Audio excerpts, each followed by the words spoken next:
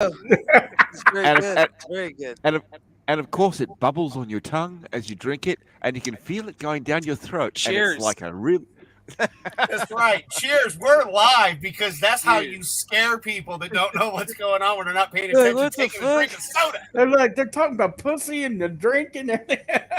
Well, that part didn't make it. Like you said it, and then I went live. So they didn't get the backstory there, but yeah. It's a big With cup of poor goodness. DL not being allowed to have any sodas right now, and Chef was tormenting him, and I just had to go live with it on her as she was drinking the soda. That's fine. You know, I don't grudge anybody having a good soda. Hey, I haven't had one in a week, so it's like my first one. A week? Yeah. So on my cheat days, I usually have a nice soda. Last night I was wanting an RC so damn bad. Oh. Hey, but you can do this. You can do this. I said I would have killed somebody for an RC last night. Oh, yeah. Just point me in the direction who you want killed and then give me an RC. Like, just open the can and let me smell it. And also, is it all carbonated drinks or is it just carbonated drinks with sugar in it? All carbonated drinks. All carbonated. Oh, man. But you can do it. It's not that bad. What? You're how many months in are you in? How long are you in there? I haven't even been a month in yet. He's probably he's only 3 hours into it. Yeah. Let me see. When was my surgery? Let me look. It's been about what 10, 11, 12? It's been. Let me see here. It's been 23 days. All right. I mean, we're almost hitting the 30-day mark. We're almost hitting the month mark. You're almost there. You're almost there, man. You could do this. That first week, my hand was like shaking. I'm like, God dang. I'm like, I bet you were having withdrawals are like. Dude, I bet you were having some fucking withdrawals, dude. Getting off a fucking soda and sugar is a hard thing. Kicking that habit. But I tell you what, my blood sugar's been doing real well. Fuck yeah. Sugar is a hard thing. It's one of those things to kick. Love me. Oh yeah. When they do that, my A1C, hey, you're doing good. I'm like, fuck you. Give me a soda. You're doing really good. Right in the face. Fuck you. Yeah. I want an RC. Fuck yeah, I'm doing good. Give me a fucking soda. I'll even take a freaking hot one right now. No shit. There are certain sodas I will drink at room temperature. It's got to be like Dr. Pepper or something like that. Yeah, I will drink those at room temp because they taste better. But also on the way out of the doctor's office, he punishes the vending machine. Right? Fuck you too. One thing about this building that's not at the old building, or is at the old building, there's no vending machine here selling soda like there was at the old building. No. If there was a vending machine selling soda here. Oh, shit. DL would be having some problems. That damn machine. DL be having some problems. Like robot security. Chicken, you know? They'd be like, security, he's here. He's back again. Can you get him? Right. Well, I do have a slight game plan. So here's the idea. Like, we watched Andor, most of us, and we're going to kind of talk about the first episode. I have to rewatch it because the dogs would not shut up. So there's bits and pieces I missed. We were kind of talking pre-show about it. But on Friday Fun with Friends, we'll bring it up again. But I'm going to try to do this, and depending on how Chef's schedule goes, maybe we'll go both channels, back and forth, or we'll just do it on. Yeah. But at some point, we definitely want to have an Andor panel. As of right now, the first episode wasn't too bad. I kind of enjoyed the pilot. And again, we can get into this in a minute. But I think, it wasn't too bad. And we're just going to keep doing the same thing we've been doing. Now, I had a slight accident and accidentally paid for both cars for plates this month. So for the next 2 weeks, we will have 6 people on the panel, and that's it.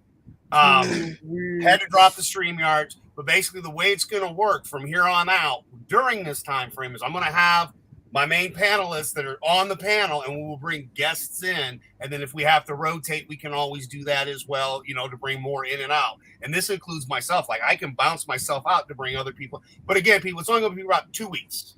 Once we get to next month, we'll be back on normal and be able to put it in the chat, bring people in.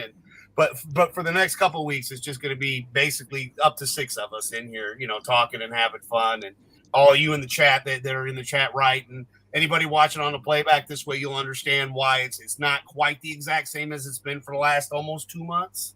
Again, shit happens. But if we didn't have to pay some high expensive plate tag, a sticker shouldn't cost me $300 fucking for a 2016 and an 06.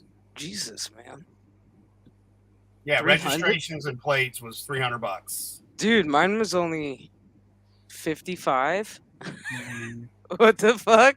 The 06 is 75 on its own for the 06 Scion. I'm like, are you fucking serious? My van was an 03 and it was like 50 back in the day. But again, the states keep raising everything on. This is just proof of it. So, dude, I'd take that COVID forgiveness and just say fuck it on the tags. Dude, how many people I see in Arizona running around with like 2020 plates and 2021 plates? They don't give a shit. Why should we? I mean, after what we just had happen in Martha's Vineyard, I'm sorry. Look, now y'all motherfuckers know how the rest of us feel. Because the government ain't been taking care of us, especially the elderly. There's quite a few of us that are elderly on this panel that are not even from this country that get better care than we do in the States. Okay? No. Just saying. But now, because you fucking want to bring people from other countries in here illegally and put them number one, thank you. El Salvador. Yes, El Salvador. The El Salvadorians, or whatever they call them. Salvadorians? Yep. Is that it?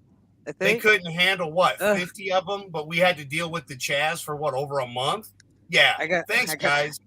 But again, now you all know. What they I was gonna say, look at my state, man. I was like, half my fucking state alone is just we speak Spanish. If you don't speak Spanish here, you're fucked. The city I live in is known as Little Mexico, man, because of the factories and shit. So it's like, all right. And this has been going on for decades. But I just love the fact that they sit there and say, come, we'll take care of you. And the second they came to the wrong spot where they should be in the first place, hey, you got a vacation home? I don't. Hell, Peabody doesn't even have a home. This is where Martha's Vineyard fucked up. They should have allowed them. One, think about it, taco trucks. Like, bro, hello. Yeah. Those are good on a drunken night, especially in Martha's Vineyard. 2, you get authentic guacamole, hello, and an authentic Mexican restaurant on Martha's Vineyard. I'm just thinking this as a money perspective for Martha's Vineyard, trying to bring the people in. It's like, y'all want diversity and shit. I'm trying to help you out. I get this term now. Muffy, would you like to stop at the taco truck and get some taco? You know they would. Shitface 2 a.m. Got Julio over there making tacos. Yeah, that'd be their best saving grace. I mean, this would prove that you're going to bring people here and then they can work at a taco truck, and you can do that every state.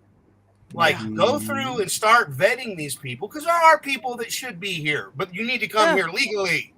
There's one down the road. I mean, there's one guy on the corner. I mean, yeah, sadly he came in here illegally, but you know what? We don't care because the motherfucker makes some really damn good tacos. Like, he makes some bomb fucking tacos, homemade salsas and shit. I don't know where he gets it. Don't care. It's good shit. I ain't gonna tell nobody. His secret's safe. Yeah. Well, unless somebody watches this video and figures it out where he's at. yeah, that might. I might want to tell him to go change locations. He's not there tomorrow.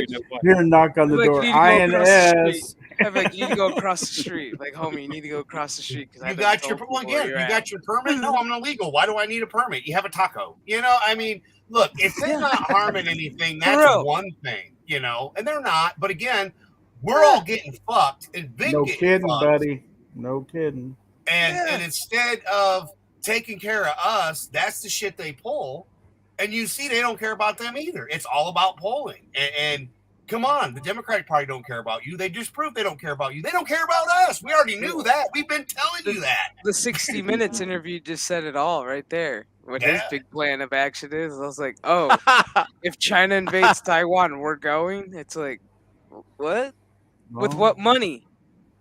We done gave it all away. We gave it all away to Ukraine. Is this where we tap on Ukraine and go, hey, I need a refund? Maybe they can get a loan off the Ukraine. Right. No shit. It's like, hey, homie, how much money they gave them, or not that money Obama gave the Middle East. There you go. How about we take some of that shit back? Yeah, I'm sorry. I'm gonna start. like, I'm sorry. If I was president, I'd start knocking on doors that we've loaned people money to, going, "Hey, your time is up, and yeah, you owe with that'll work, interest." won't it? Like Yeah, you owe they'll with be like, interest. yeah, next Tuesday. Ask me next Tuesday. I'm sure. I'm like, next Tuesday, there's gonna be an ice pick at your door, and Well, but then you there better round be a up all- check. You round up all their illegals. Tuesday. You round up all their illegals, and when they don't pay, you drop those motherfuckers right back off in their own country. No, Seriously. no. All you say is the check's in the mail, and of course the U.S. mail likes to circle around. I'm still waiting on a Yeah. package that's been in California for a fucking week. Actually, no. Apparently, it's moved on to a different location, but it actually doesn't tell the location. It It's just still in says, California because it hasn't been scanned out of the fucking state. Yeah, actually, yeah. Oh, Little Chef's holiday. his toy box is stuck in California. It's been there for about 2 weeks. I'm like, probably some homeless person has his toy box. It's like it's got his Probably name on living it, in that his damn picture. thing. Yep. Yeah. Yeah, there's some homeless guy with a toy box eating Tim Tams. Yeah, I'm like, this toy box has been in California in transit. Yeah. I'm like, I could go up there and get it myself if you just tell me exactly where it's at. I'll go get it. If I find out it's in San Diego, I'm gonna be pissed. Going, that's a quick 8-hour drive for me. I could be, dude. No. That's been my problem too, Chef. Like you'll have a pack. Okay, so one of the 2 cities over, it'll be there. It takes me 40 minutes to drive to the post office. You can't just go pick up your shit. No. They're going to deliver. It takes 3 days, and it's a 45-minute drive for me to go get my shit. It takes them 3 days to get it here. Yeah. But I like the thing that Chef brought up. It's like it's the US Chef service instead of the postal is. service. It's a chef service. So It not is. only do you get your package, but she feeds you. Yeah. I'm just like, oh god, it's another thing. I You just see I that can't the with this markets guy. are suing and Ron and DeSantis. if you need her to pick up a taco for you on the way, she can do it. For real, I'm just saying. I don't understand these people in Martha's Vineyard. Like, I'm literally looking at this as money. I'm like, dude, you've got workers. Hello. They all need work. They all need jobs. Find out what they're good at. You've got gardeners, probably housekeepers up in there. I don't mean to sound racist, but hey, that's the way of the trade. You got some tree trimmers probably Well, up in there. It's Get some cooks. it's Martha's Vineyard, so it's like it's not as if they're going to do the work themselves. Yeah, it's like they're gonna hire the help. So the illegals they were are doing you what a favor. They brought them to you. So all you had to do is go, okay, Julio, Juan, Marguerite, whatever your fucking name is. Yep. Like in Born in East LA. Remember when old boy was trying to help Cheech over the border? He kept, it's $2 for each taco, so you got to work it off. Yeah. Like I just don't get it. Like these people are just so stupid. They're stupid. I can say other words, but I'd rather just keep it simple. Yeah. I mean, because we're PG-13/rated R here, but we got to be worried about Mama Susan and Karen, and So as YouTubers, we know this, so we do kind of got to all tote that line, because sometimes you just show something from Tim fucking Pool and your shit gets canceled and a strike for no reason. So again, Thanks, fuck Tim. you, Tim Pool. Thanks, Tim. Tell you mad about it. Tim, did you get a strike, Tim? It's like, thanks, Tim. Thanks, Tim. Meanwhile, that dipshit's still rolling.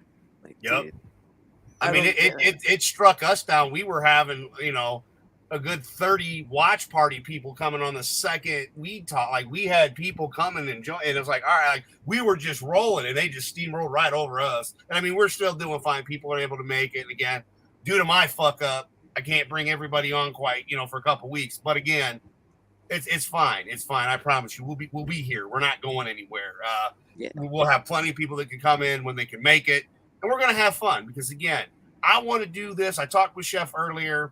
Hence, this was not pre-planned with Andor. No, this is off the cuff. Yeah, literally, because I was talking about the power of positivity, right? Because the world's so negative, and a lot of us YouTubers have been pushing the power of positivity. Just getting together with our friends, having fun, and I mean, mainly on my channel especially. That's all I do. We get together, we talk, we have a good time. As I've said, we do this shit all week long off air. We're just letting you peek behind the curtain and have a little bit of fun with us. And again, I'm talking from big channels to small channels. Except I'm wearing pants. That's the difference. I'm wearing pants. You have to wear pants to be on this Did show. You ever hear the story why Hillary wore pantsuits? Oh Jesus! Because she was afraid somebody was going to take a picture up her skirt. Why would anybody want to take a vision of That's that what I'm gravesite? saying. Who would want that? Who would Bob want That's that? what she was telling people. I'm afraid they were going to look up my skirt. Who wants to look up your skirt? I'm Bill sorry. don't even want to look up your skirt. I'm sorry. Freddy Krueger probably looks a lot beautiful than what she's got rolling under there. No kidding. Okay. We've Even all her seen what husband Freddy doesn't want to Krueger. look up her No, skirt, well, so she Exactly. He moved on. He was like, I want something younger, nicer. Well, you know, they got up the younger skirt. than It's swallows. it's but- the first ever picture of a black hole. Yeah. Yeah. Jesus Monica Christ, was yeah. doing the job. Monica was doing the job that Hillary wouldn't do. For real. Yeah. Hey, he She got a did. Jew to blow him. Give him credit. She won't eat meat. Oh, but it's she not love the that first bone. boss that's got his fucking But underling. hey, while he was on the phone with North Korea, she was giving that head. I was like, that is fucking.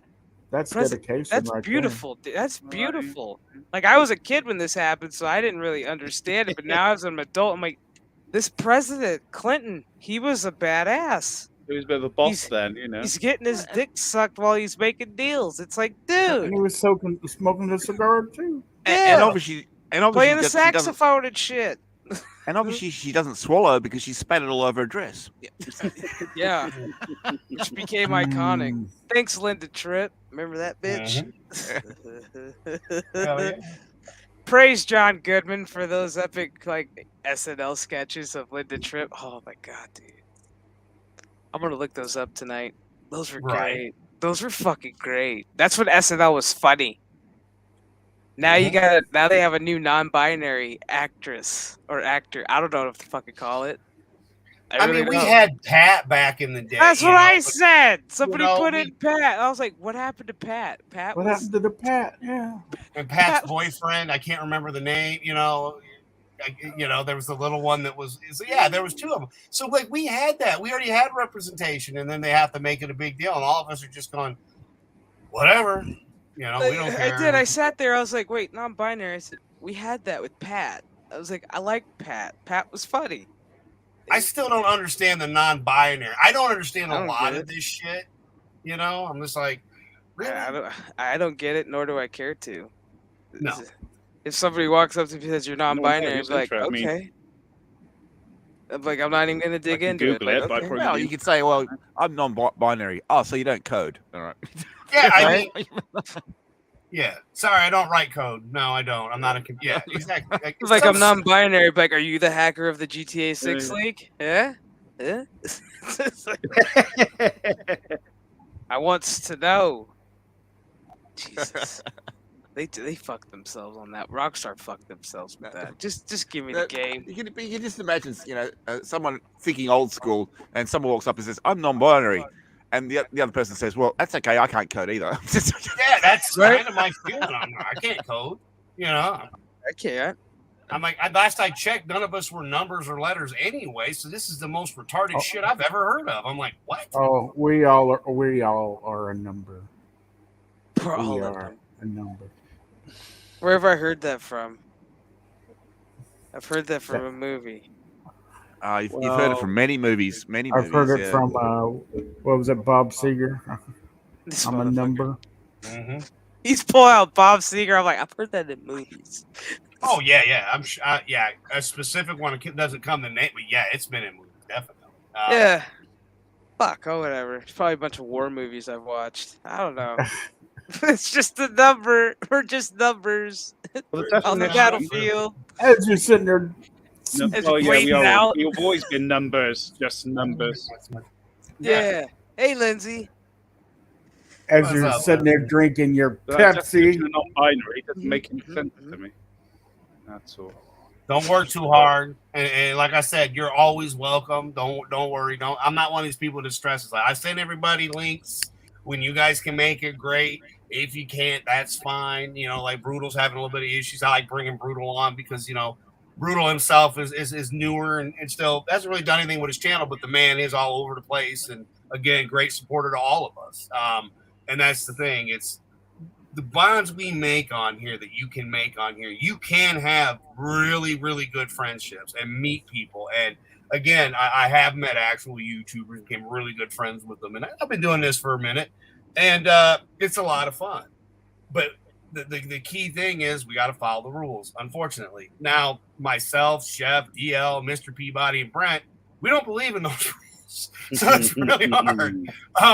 But again, what rules? We all come together and have fun. Again, the Andor thing, I really didn't give a shit. But Chef had the best point of view, and then I shared it with everybody else too, because she's not wrong. We already know the ending. Now let's see how we got there. It's like we already know he dies. It's like, let's see how he got to his death.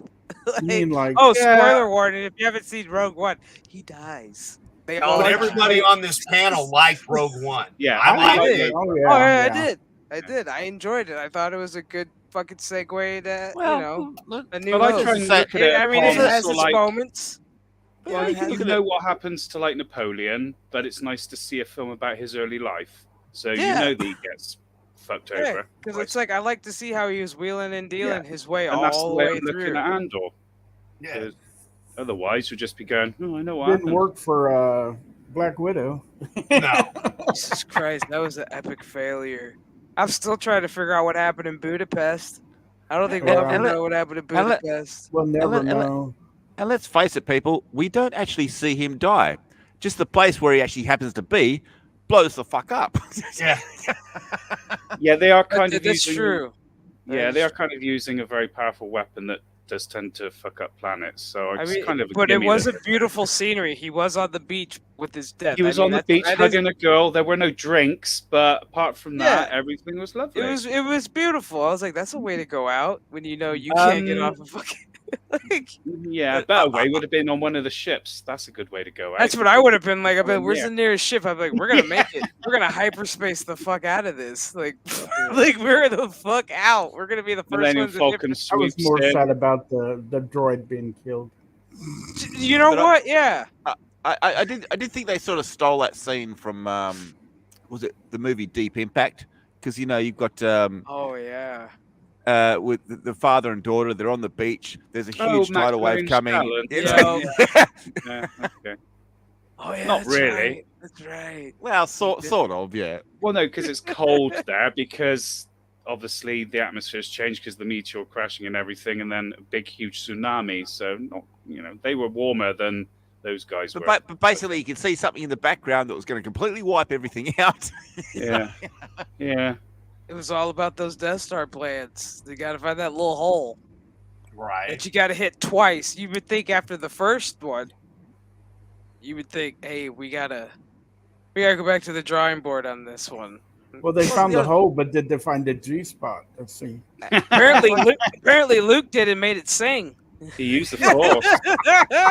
Yeah. But the other thing is like with Rogue One, you had hammerhead corvettes, but Star Wars, Empire Strikes Back, Return of the Jedi, they had no hammerhead corvettes, whereas a hammerhead corvette could move Star Destroyers around like they were tugboats. But the engines weren't running necessarily on the Star Destroyer. It was anchored because it was protecting, obviously. I can't remember the name of the fucking planet now. Anyway, so he was using full thrust, and he technically moved it slightly to hit the other Star Destroyer, which was moving. So he said, "Boop." But, once again, that comes back to physics, though, because if you've got a stationary object.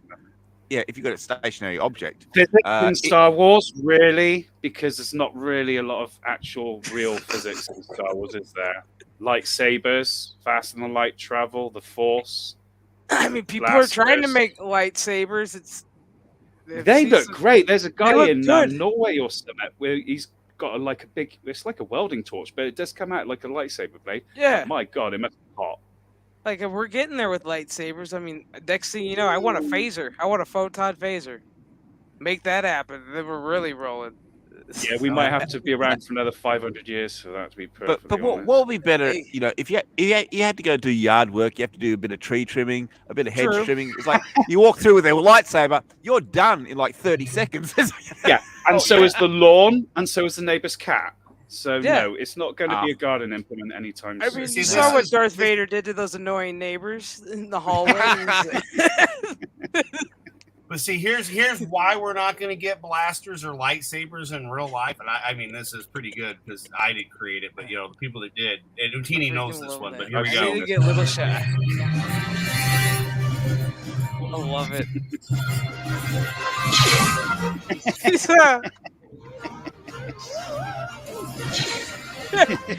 Damn, stormtroopers can't hit shit. That's right. Give me my treat. Give me my treat. Oh, dude, he's so cute.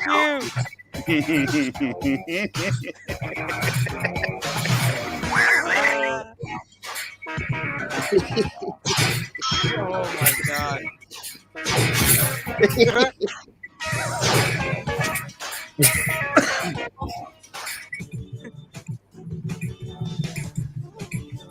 Oh no. No. There's a dark side. You will never be as happy as a rich. I'm glad that stopped because it was Ralphie May. You will never be as happy as a REIT, and it stopped. I'm like, thank God, click in. Adam, I gotta get Little Chef one of those outfits. A stormtrooper outfit. Remember, but Adam, do you remember that commercial I showed you from Australia where the dog's running around with a lightsaber? Yes. Yep. Yep. I do. It's like, I do. It's- Because it is was that- an insurance commercial. It was the neighbor's dog that fucked up the house. Yeah. Yeah. And the fact is, like, here you got the neighbor's dog running around with a lightsaber, kills their house, and she goes, "Is my insurance going to cover it?" No, but your neighbors should. No shit, right? Yeah. Oh my god. It's not even her dog, but the neighbor's dog breaks loose, gets into her property, and cuts up her whole house with a lightsaber. Dude, it's a funny ad, and then he tells that, you know, you got these cops trying to wrangle this dog, and the dog's still got the lightsaber, and then the guy from the insurance company says, "Drop it," and he just drops the lightsaber. Oh yeah. If I can remember the name of the insurance company, I'd tell it to you so you can look it up online. But it actually is on YouTube. You can watch this fucking. You watch. Yeah, I was trying to look it up as you're talking, like you were talking. like I'm like, dog with lightsaber. Oh, there's so many. Right? Then you see like thousands of videos pop up. Because he takes out the piano, he runs out of the house, he runs down the stairs, and all the banister rails as he's running along, he cuts all the banister rails so that the steering falls over. He runs outside, he cuts over a tree, and it just does all this bizarre stuff. He fucks shit up, doesn't he? Yeah, he does. It's like, and the woman saying, "Is my insurance going to cover this?" And it's like, "Yes, of course. You know, we'll even put you in. We'll even house you while we're fixing your house." It's like, it's not her dog. It's not her dog. Everything he just said, I found it. I'm going to share it. Before I do, I am going to put the link in the chat here for anybody that, you know, afterwards, if you want to check it out on your own. Because this is some pretty epic stuff. Mr. Peabody shared this with me a while ago. And yeah, like when we were getting there, I was kind of looking. And then when you brought it up, I was like, yeah, I was trying to find it, but I haven't had any luck yet. But I did find it. Aha. And here it is. It's right here. So all right, let's see. Do I got everything? Are we good? Theater mode? No. Mini mode? No. All right, no play on TV. From the files of Budget Direct. Holy shit. Is that your dog? It's the neighbor's dog.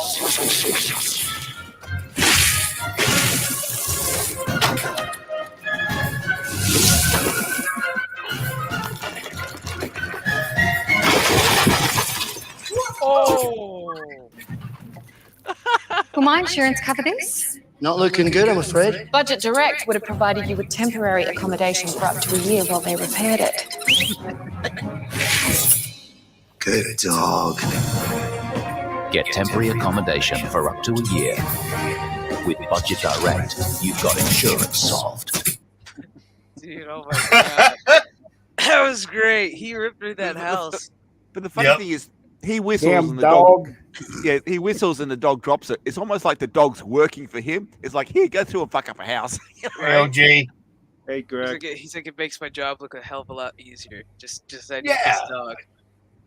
I like how the guy kind of looked like Constantine, like he's paying tribute to Matt Ryan with being Constantine. I'm like, I'm okay with that. Keanu Reeves is coming back to Constantine. I heard that. Yeah, Keanu Reeves is coming back. Yeah, I heard. Which I was would like, be good because I enjoy Constantine. I said, first things first, I need you to finish John Wick. And then you can get into that. I need you to. John Wick. I'm just not excited. I didn't like his Constantine. He sucked. Yeah, but I like Really? Rachel I like Wise. I liked the movie. I enjoyed it. It was Rachel all right. Wise was in it. It's just a take a brain out and watch. But when you take it up against Matt Ryan as Constantine, he did the DC cartoons, he did the TV series, and then he was on Lesbians of Tomorrow. Legends of Tomorrow. DC had their own Lesbians of Tomorrow TV. It was called Legends of Tomorrow. But no, because everybody was gay, and again, I'm like, this doesn't really need to be here. Nothing. Is anything wrong with that? Chef, is there anything wrong with that? No. We're talking entertainment. Were they binary though? Yeah, right. Were they Democratic? Did they have their pronouns in there? No. Were they sipping lattes? The pinky I still identify as Gina Carano would say beep bop boop. For real. For real. Oh yeah.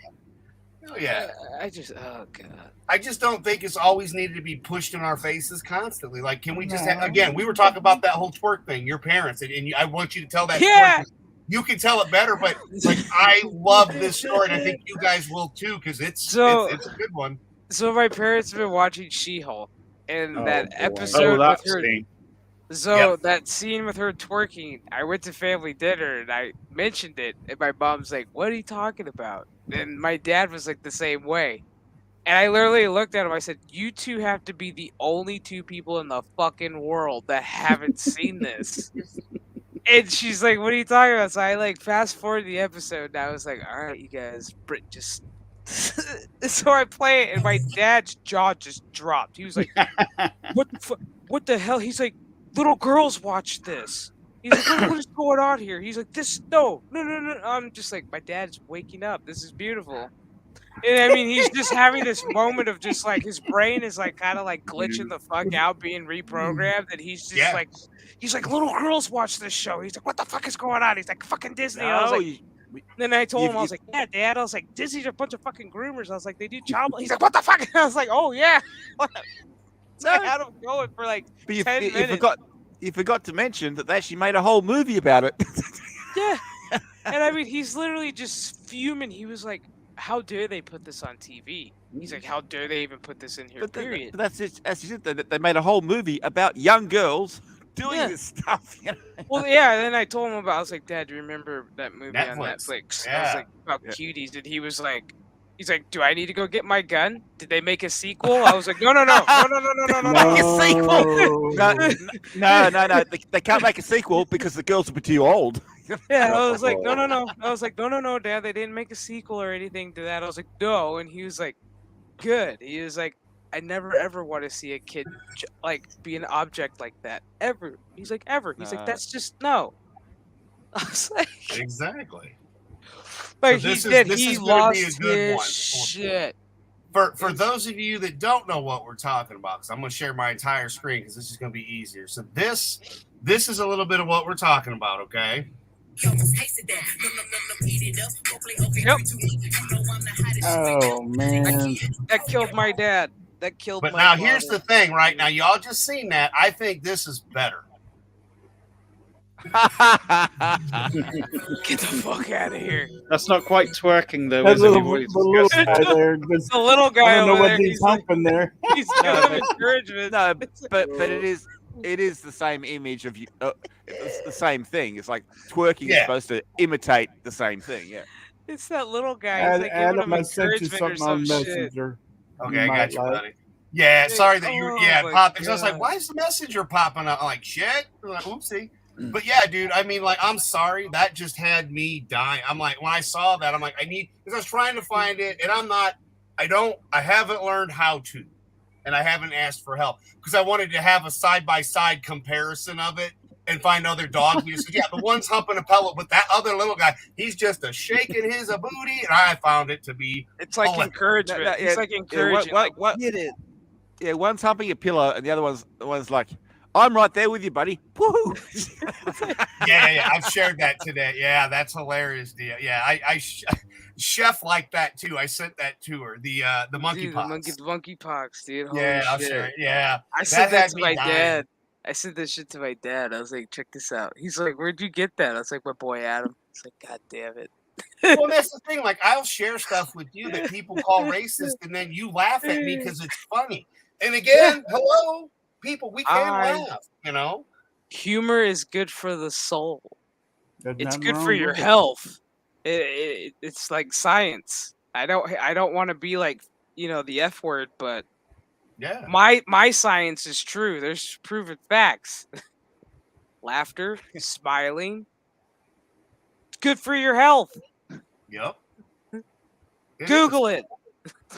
Well, because somebody did the SpongeBob one, and like that one could be a little bit racy too. And I'm like, you know, that shit can be funny if you've got the right people. Because again, some people, I get it, you could take offense, but then again, she's not taking offense. I'm not, and we're laughing about it. But y'all will call us racist. Yeah. Really? I mean, Because we have a sense of humor. I guess I'm racist now. I guess you're racist. Fuck it, whatever. But remember, because they put their hand over your mouth because you can't speak. The crazy white bitch must speak there and must speak on your behalf of. Ta-da! We all called her Michael Obama. I think we were right. Oh God, I love it. Now we need to replace those faces with Will Smith and his wife. It's her face. It's that face that she's making. Oh yeah, good. Like he's all, like she's all of it. He's all of it. Oh my God, dude. I mean, he's Give not me even some- shot. Give me some of that shit. Yeah, he's like, I'm not even shot. All right, come on, move. No, wrong one. Move. There we go. But yeah, he's not even shocked. Look, he's just like, okay, give it to me, baby. Ooh, yeah. He's like, I guess tonight's the night. Yeah, he's like, tonight's the night. Like, Jesus Christ. Yeah. Yeah, we all know what happened in the White House. Yup. Well, one of the. It's like you're talking about SNL before. It's like, and obviously we don't really get a lot of SNL here. But one of the things I did come across, which was this was years ago when Barack Obama was around. They had remember that clip? They did it to the song of Umbrella, but it was like it was Hillary Clinton and Barack Obama. It was a skit, Hillary Clinton and Barack Obama, and instead of saying under your umbrella, she was saying under Barack Obama. Do you remember that clip? I do remember that. It was actually a song. Yeah. So it was one of those where you sit there and you go, "Really? This is." So I love the wording. We'll have Monica play him like a harmonica. Yeah. So Chef, I shared it, and this is gonna sound stupid, but because Susan hates us, go ahead and look at it because it's a little racy. But I think you're gonna die laughing when you see what I just did. well, no, Chef, we don't want you to die. We don't want you to die. But see, is that not funny or what? It's fucking. I want to show people, but I can't because it'll get your chills. Well, I figured it out. Check it out. We're good. Hold on, you're gonna see it. And here's the thing: I've got the words blocked, but it does. I'll let you read it when I share it. You know, and then if you want to bleep out, but you can say that word because we can't. It's on you though. But yeah, I mean, it's that simple. It's right there. See, you see him. And then there's writing, but I'm not sharing the writing because it's got a word that would get us in trouble. But you know, yeah. If people are mad about the Little Mermaid, wait till they meet, you know, SpongeBob the new Square. You know, you could put the you get it. We're all smart people. Yeah, y'all are smart. Y'all are smart. And again. And I've shared that, and I've told people, I'm like, it's a little racy because to some people it would. Holy shit! We found it funny as fuck. You know, I'm sorry, it was just, but that's the kind of people that we all are. Everybody on this panel, all of us, your race doesn't matter. We'll make fun of everybody. We don't care, and ourselves.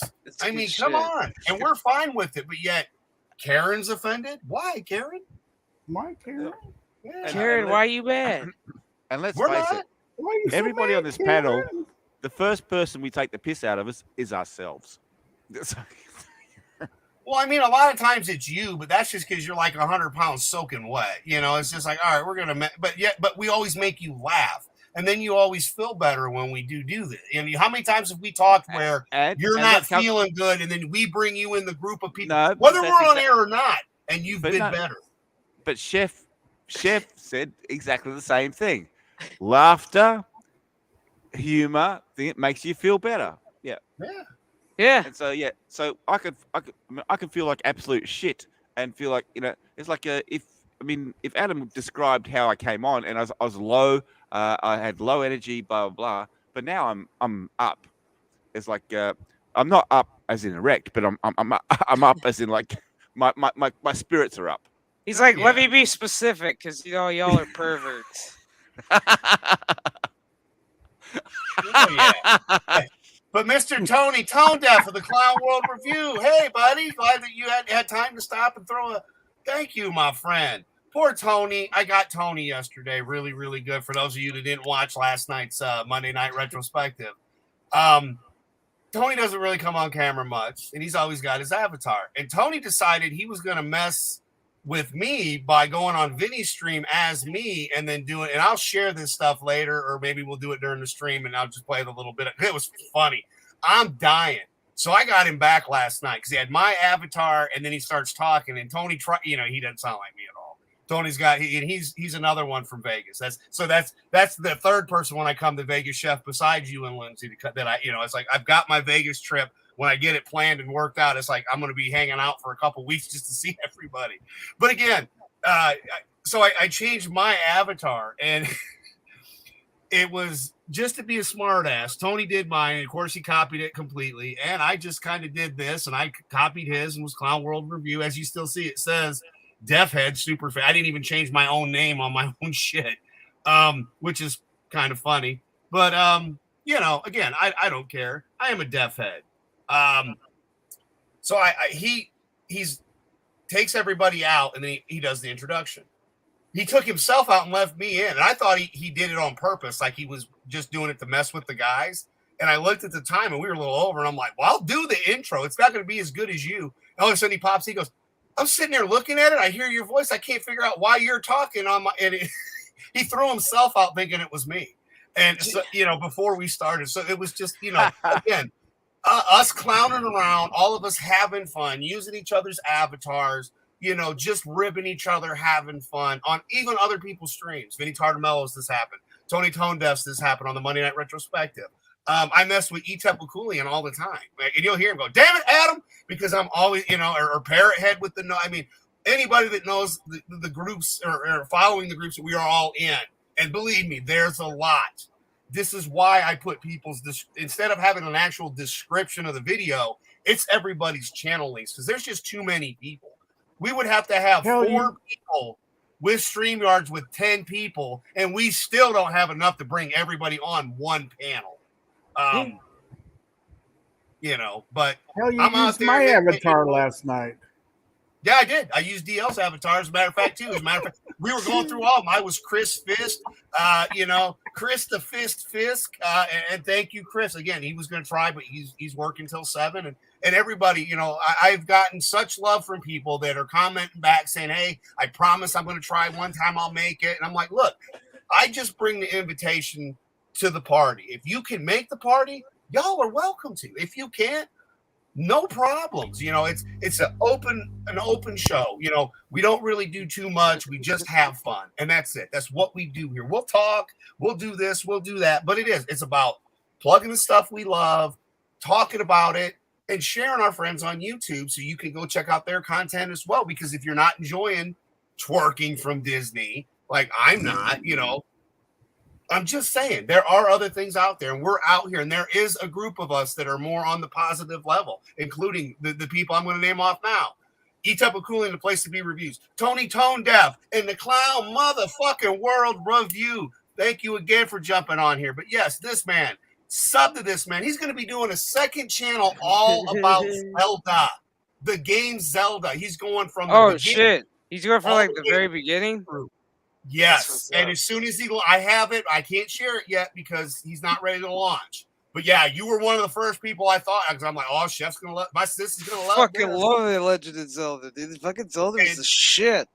And I mean, it's like we all are trying to grow, and we're all trying to do stuff. The problem is they don't like us. If we bring in this positivity, they hate it. So we're going to do it more and more and more. That's what we can do. But again, Tony Tone Deaf is a massively unsubscribed channel. This man makes great content when he can. He's working. He's on other panels. He's a part of Etep Wokuian's Place to Be reviews as well. You know, he's got Liars on Friday nights that I'm a part of every Friday night as well. I mean, we are giving you content on many channels. We're, you know, together with Vinnie Tartamello, with Tommy and the Guinea Pig Collective, when Fuck You CenturyLink allows him to have internet, you know, and again, it goes from the biggest channel to the smallest channel, to Jens, you know, to myself, to Raquel, Super Saiyan Girl. And then you got bigger channels such as Jesse Miller at the Crow's Nest. We've got Jesse and Chef's Baby, Black Death Gaming, along with Miss Lindsay. I mean, they're the three people that are doing this. And yeah, I know we generally plug at the end, but this is just kind of we have people everywhere. You got Brutal Morningwood, the best name on YouTube. You know, I'm sorry, it's a fact. He beat me with Fun University. I'm like, F you, he comes with Brutal Morningwood. I'm like, you twat. But again, I love the guy. He's been on here. He's a great person. I enjoy all of you that I have had contact with, all the way from the old days of WCBS to the newest of the new. I mean, if you are doing this and you're having fun, I'm sorry, DJD, the DJD show said it best. If you're not having fun, you should not be on here. I'm sorry. And he's right. He's right. And I've lived by that motto from day one of being a YouTuber. And I can't argue this. It's right. I mean, I'm making the rounds. Kai, you know, good old Kai, MFS. I get to see him when I'm on with Justin. And I get to talk with him, and he and I are starting to talk back and forth and doing stuff. I met this real awesome channel, Pacific 414. This was the Sunday stream I ended up on. Great guys. Whole bunch of, I mean, we are now at 99 subscribers on this channel, which is great because I had 65 and Frank had, like, the Wiener Dog clan were beating me on YouTube. Hey. They don't even have videos really. Again, I'd rather play with the dogs too, don't get me wrong. But at the same time, it just, out of nowhere, we got, like, Tina Bojan hit us and we got to like 90, 91 with Tina. I think Tina was my 90th. And then all of a sudden now we're at 99. And it's great because we're all out here having fun. Now, honestly, none of us care about numbers or monetization or that kind. In certain aspects, we do. Like Chef in the gaming channel, it'd be great to get her monetized for that. You know, when it's time, when, you know, getting more. I mean, I'm going to be. It started with Vinny. It went to Chef, and everybody likes me to be the person that's going to promote stuff because that's kind of what I do, and I've been doing this for years. I've always been a promoter. I don't have a problem doing that. I really don't. And I appreciate all of you that find these people and check them out because of me sharing the links. And as all of you do as well. It's not just a one-person thing. We have a great group of people. Even Walton. We love our wee man Walt. Even when he's just, being wee man. But again, it doesn't matter where you're at. When you find one of us, you're going to end up having the opportunity to find all of us. And believe me, it's a huge spectrum of people and good people that are giving you quality content that don't want, what Disney's doing. Because again, if this is for little kids, why is this what we're, as Pop said, what is wrong with this? What are you doing? Yep. And I'm bringing everybody with me. Like, I don't have any issues. And I'm going to clarify this right now, and I'm going to go full fucking screen because I can. Here's the I have it's my show. I do what the fuck I want. My motherfucking show. I have no problems with anybody from the men's room. People seem to have thought that them and I had an issue. No. Tony and then myself we're talking about doing some other shows because we all talk all the time. He happened to launch Liars. It was before the men's room. I'd been with the men's room for 2 years, and I just told the guys, I've got this opportunity. I'm going to kind of, you guys do you. I'm going to come over here and do this, but I'm bringing you guys with me. Like, I'm promoting everybody. Digital Pollution's on right now. We used to be on that panel. The biggest problem we had was Jez wasn't able to stream a lot. I was doing other things. This fell in my lap. Chef and I, it was Jesse. We were joking about doing, I said, a weed stream on Wednesdays. Chef was off Wednesday, so I knew that. Lindsay was able to come on as well. So it just kind of happened. It wasn't really in the works. It just happened. And you know what? We had a blast. And when we were able to bring people from other streams, Lindsay, Tina, they'd never talked before, but they came on the panel and were able to. And it's just, again, we are making great content. Depending on what you're looking for, we're doing it. All of us, every single person on this panel, even Mr. Peabody, when he does just a little bit of a video of singing. The exception would be Brent, Mr. Ootini, because he hasn't done anything yet, but we will get a Razor Crest review at one point, and we're even working on DL. Some point he might do something. But again, from the biggest channel to the smallest channel, we are going to promote everybody with the exact same amount of respect. We're going to bust your balls, and we're going to spread the love because of the power of positivity and the power that is there in the message that we're all trying to give to all of you. Us having fun to maybe brighten your day a little bit. That's it, man. That's all I'm here to do with my friends, every single one of them, from the newest to the oldest. It doesn't matter. And I don't know what else to do because entertainment sucks. I got rid of cable in 2015. I don't plan on going back. And the only reason I have half of the stuff most people know is, I got Nate. And it's a lot easier when you have a special needs person that they can just, what do I believe in Disney? No. Would I cancel Disney Plus and get rid of it? Yeah, I would. But I kind of need Disney Plus, to do what I'm doing. And then it's all Mr. Peabody's fault because that Aussie gets to use mine as well, along with the Shawhan. So, but no, and DL too. But again, no, I don't mind. Like, we do watch parties, we have fun, and a lot of times we don't discuss the stuff on here. We talk about other stuff. I got stuck with Disney Plus because I got that ESPN bundle. Yeah, I was like, I wanted Hulu, ESPN Plus, and they gave me Disney Plus. I was like, I don't want Disney Plus, but fucking, if you're gonna give it to me, I guess I'll watch it for my cool cartoons for when I was a kid. Oh yeah. But the other thing is I've got Disney Plus, and Adam gave me Disney Plus, but I'm in a different country. So if you actually have a VPN, what's on my Disney Plus is completely different to what's in America. And I'm pretty sure. Do you have Songs of the South on your Disney Plus? No, that was deleted. That was damn. See that? Damn, I'm trying to ask people around the world that. No, they deleted it. They stopped producing the movie. The only way you're going to get it, the only way you get Songs of the South is to go on some obscure site and ask for a VHS. Yeah. If somebody can find me a copy of Songs of the South for my birthday this year, I will fucking love you forever. I'm going to eBay right now. But the only way you're going to get it, you're only going to get it on VHS. You're not going to find it on anything else. Give a shit. I got a VHS DVD player at my parents' house. I got the dual thing. I can convert it. I can make copies. What I do want to do out of the trunk of her car. There you go. Got this. Yep. Disney don't want you to see this. You want to see something that Disney don't want you to see? It's called Songs of the South. I think Chef had the right when we were talking earlier pre-show. We have a theory that there's a reason that they dumped all 3 episodes. Because look, we've had 1 episoders, and then you'll have 2 episoders. We think that Disney is really, maybe, we're hoping, fingers crossed, they're really going to do good with this series, and they want people to watch it and see. Now, that doesn't mean they're not going to mess it up. It don't mean they ain't going to fuck it up. But again, I've only got through 1 episode. And Brett, because I know you're kind of short on time, let's kick it off and get into this a little bit. DL, I know you hadn't seen it yet, but I think I will when we're done here, though. I will. It's only like 41 minutes. Like I wrote down all the run times because like the first episode is 41 minutes, next one's 37, and the next one's 42. Hey, so in other words, she's got detailed notes. Detailed notes. She wrote down the runtime. If you want to see this, you see it exactly at this time. Exactly. Yeah. Yeah. It's like no bullshit. Yeah. I found Song of the South. on eBay, it's there. Well, Song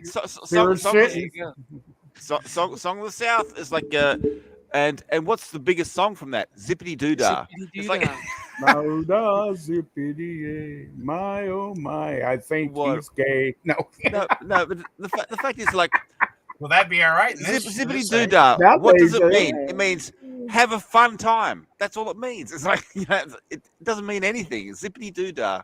It's like, is there some racial slur in there? No. Yeah. Jury's still out on that. And the guy that sings it, he's got a wonderful voice, and he's spreading joy, and he's got birds landing on his shoulder and stuff like that. You know? Yeah, Bluebird looks happy. Everybody looks happy. Yeah. It's a good wholesome song. Yeah. Oh boy. But it wasn't.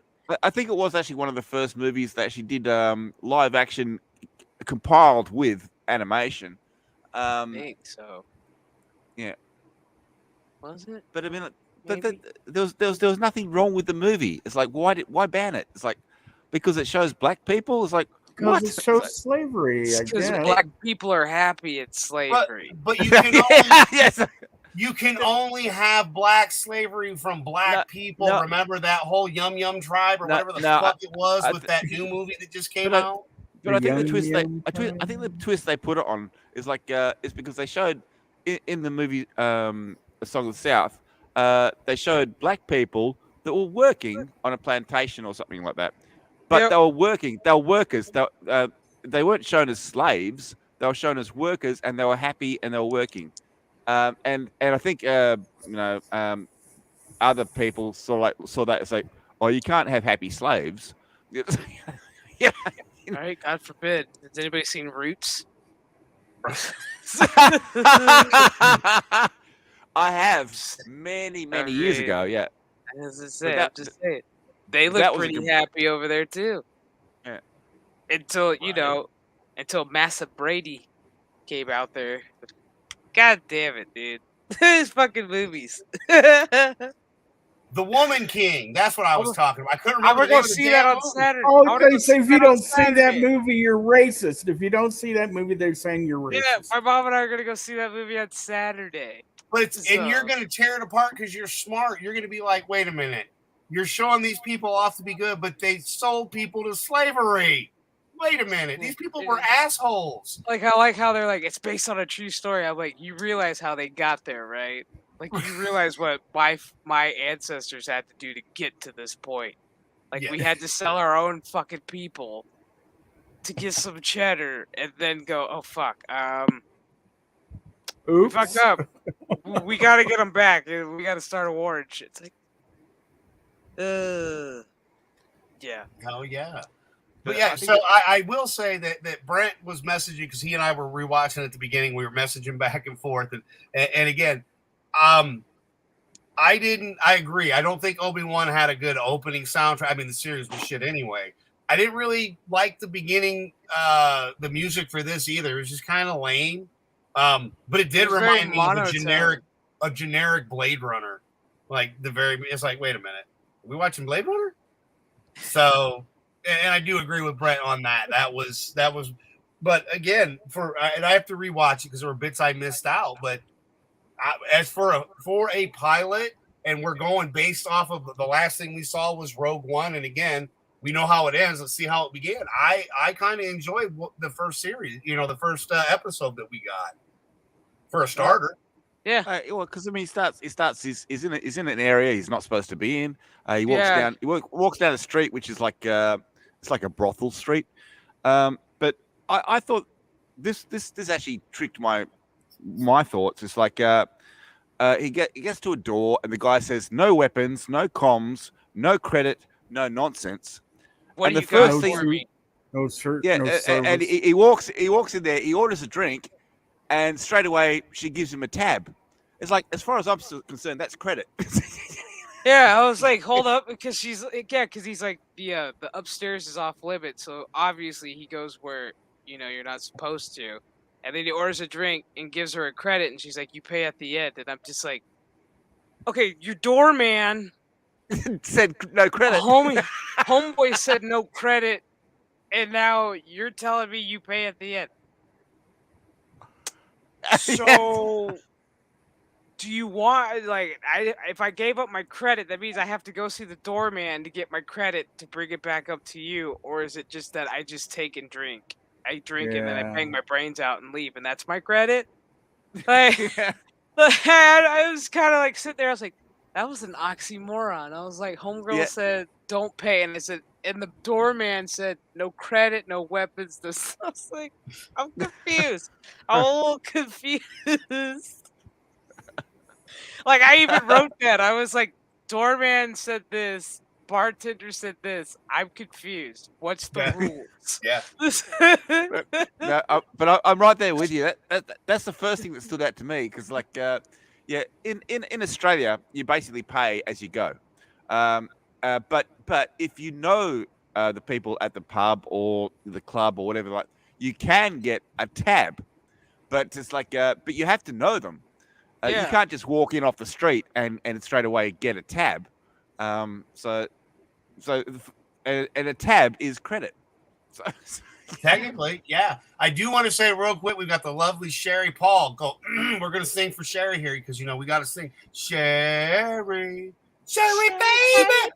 Sherry. But yeah, exactly. Sherry, baby. You got the dogs too. Even the dogs are kicking in, Sherry. They're doing the babies. Yeah. Baby. Right?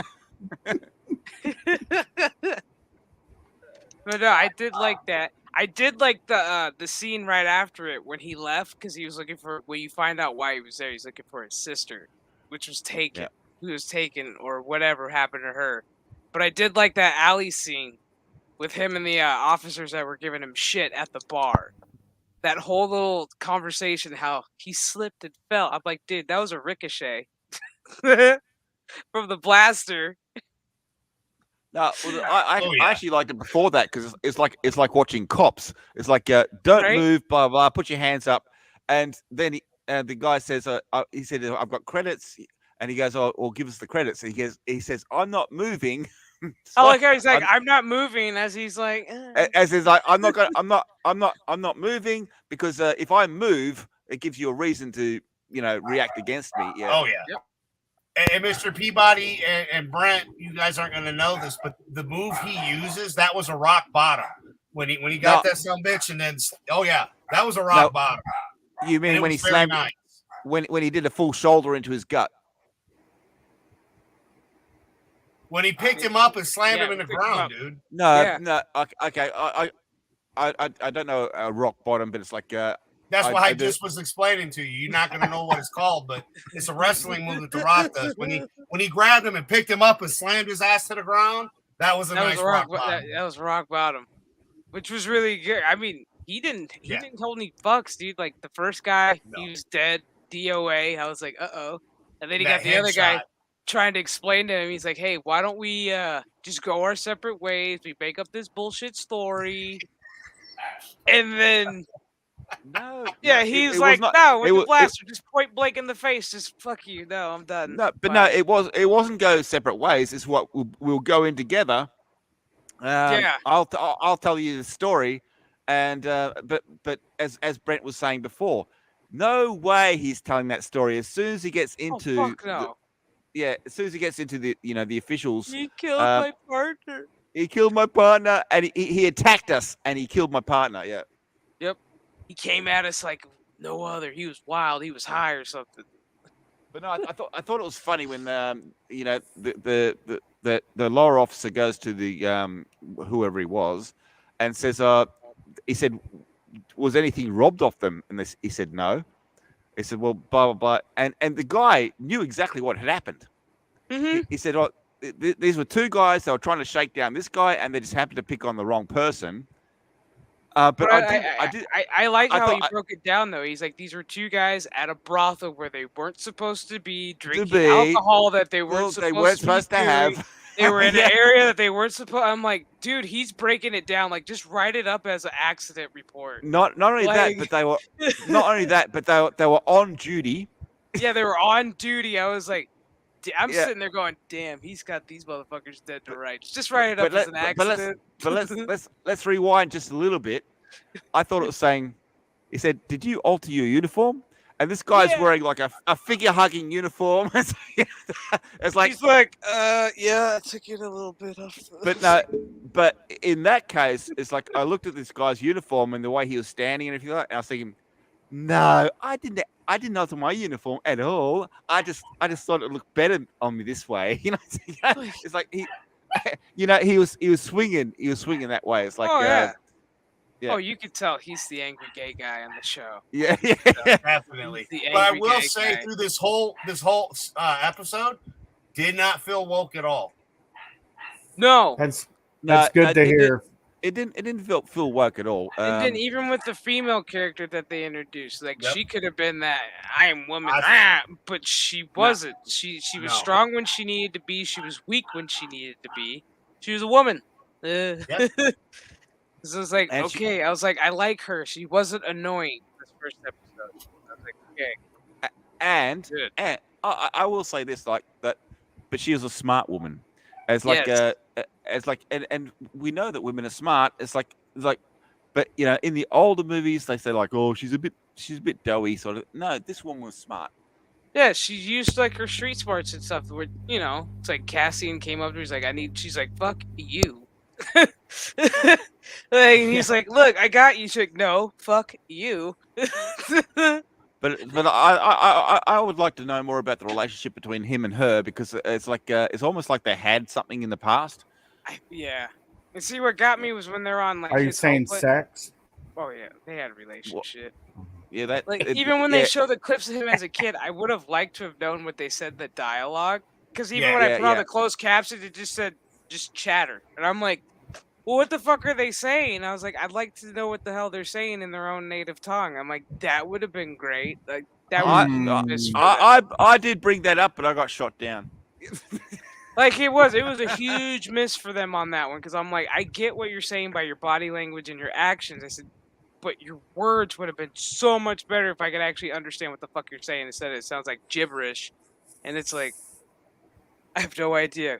A ship crashed. Okay, looks like you guys are gonna get a team together and go see the wreckage site. I'm assuming it's like, okay, and but Brent, are you muted? Because we can't hear you. No, I can't tell. I were probably. Yeah, I was belching. Yeah, but you got the nuances of what they were saying, and what she said was, "Boss, the plane." And then obviously, and then it went to. So all the kids got together and say, "Welcome to Fantasy Island." Yeah, basically, welcome to Fantasy Island. Yeah, you just need Archie for that, you know. Yeah, searching for the Sky Captain. Hang on. So that's what I got from that episode, basically. So are you saying Mr. Rourke was a vampire? Welcome to Fantasy Island. Right? Yeah. Blah blah. I mean, even with all that happening, I'm like, okay, ship's getting ready to crash. I'm like, that don't look good. And it's like, and then they start their dialogue, and I said, oh shoot, let me pause it, rewind it, put on closed captions, and then I see just constant chatter. I'm like, what the fuck? I was like, what? But the other thing is like when the ship got hit, and it exploded, and it was it was going to crash. And then the girls out there, it's almost like she was saying, we're here, and then the other said, shut up. Yeah, they were like telling her to shut up, yeah. Because it was going to crash, so it wasn't going to rescue him, was it? Yep. No, but the people were worried about what caused the ship to crash. They were worried about what's coming after the ship. Yeah, it's like she was giving off their location. Like, you are here. We are here. I don't know, because it looked like it happened in near orbit and it just crashed on the planet. So I don't think anyone was interested in what was going on that planet, to be perfectly honest. No. First they saw the ship, and they heard the ship, they saw the ship, and then the ship exploded and then started to crash. Yeah, I think what they were trying to tell her was it's going to crash. There's no bloody point in calling it because it's not going to rescue us. That's the impression I got. No, but the impression I got was they were telling her to keep quiet just in case there's something behind it. Rewind the tape. No, Right. Well, see, but here's the thing. When's the last time we could have these kind of discussions on anything that Disney made? Because, it's, all people were bitching about was woke, or like, it's the best ever. We're like, no, it's not. It sucks. Like, we can legitimately have a discussion on this. We haven't been able to do this in Star Wars in a long time. I would say since Rogue One. I'm sorry. So I'm not without having Rogue someone. One, it all went to shit. Yep. Yeah. Well, yeah, not without having someone have a go at you, but no, I'm sorry, but I like The Mandalorian and the Book of Boba Fett, and I liked Mandalorian. I liked Mandalorian season 1. Yeah. Season 2 was okay for me. This upcoming season, I'm really putting high hopes for because I was like, okay, I gotta wait till next year. I was like, see you next year for that one. I like Gina's character. Book of Boba Fett, I had my moments with it. I was like, there were some episodes where I was like, ugh. But then there were some episodes where I was like, okay, this is Boba Fett. Thank you for giving me Boba Fett. And then there were some episodes where I was just like, this is not Boba Fett. This is not what he's like. Yeah, I like the redemption who arc. he is. That's what I like, the redemption arc. Force on you. This is not the Boba Fett you're looking for. I'm like, this is not the Boba Fett that I know. When he walked by and Darth Vader just gives him the nod of like, this is Boba Fett. And I'm like, who the fuck is this guy? Because apparently he's a badass dude. And you just see him one time, and then you see him one other time, and you're like, there's that guy again. Like, holy shit. I think getting eaten by a great big hole in the ground kind of changes your outlook on life, maybe. No shit. I mean, even how he got out of the Sarlacc pit, I thought that was very interesting. I said, okay, I've always wondered, how would he get out of the Sarlacc pit? Well, I got to see how he got out of the Sarlacc pit. I was like, thank you. And then he got robbed by Jawas, allegedly. For people that have read comics, you kind of knew, like Jez, that was the one thing. He had read the comics, and that was. But those of us that didn't, I agree. I think that was, and you understood why they did it, because the last we saw him, he was in the Sarlacc pit. So I thought that was a smart point to do, just like how this started off. I like the way we started off with Andor. I'm like, okay, right on. I like how it started because it pretty much gives you the premise of how he's going to be when you see him in Rogue One. Like, he's that guy that wheels and deals and who's willing to get in so much fucking trouble it causes a ripple effect. Like, even in the first episode, it caused a ripple effect by him just going to a brothel. Yeah, but he's a cold-blooded murderer as well. That too.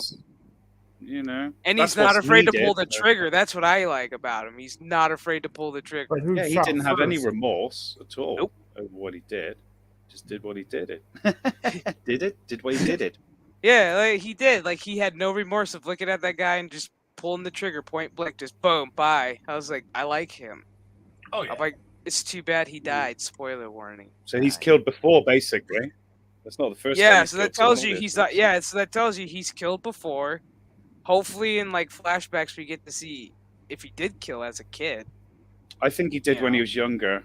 I think that's. I have a feeling he did. I have a feeling he did. But on the planet, I meant when he was like in the tribey thing. Yeah.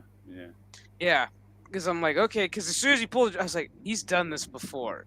It's like that's like second nature to him. You know what I mean? Yeah, something he's familiar with. Yeah. Definitely. Yeah. That's the mystery that I like about this. So I'm really hoping they like show you why he is the way he. I'm very curious about this guy. I was like, he was a major role in Rogue One for a reason. I said, okay, so you're making a show about him. I was like, so show me what you got. But it is interesting. They're all young people, and there is a tribal thing there. And he tries to step into it, and one of the other guys shuts him out and says, "No, you can't join." Oh yeah, where they're putting all the body war paint. Yeah, body paint. Yeah. And then the girl, so who is she? It's like no, allow him to do it. It's like but I think Brent was spot on when he said it is very much like Thunderdome. Oh yeah. It's like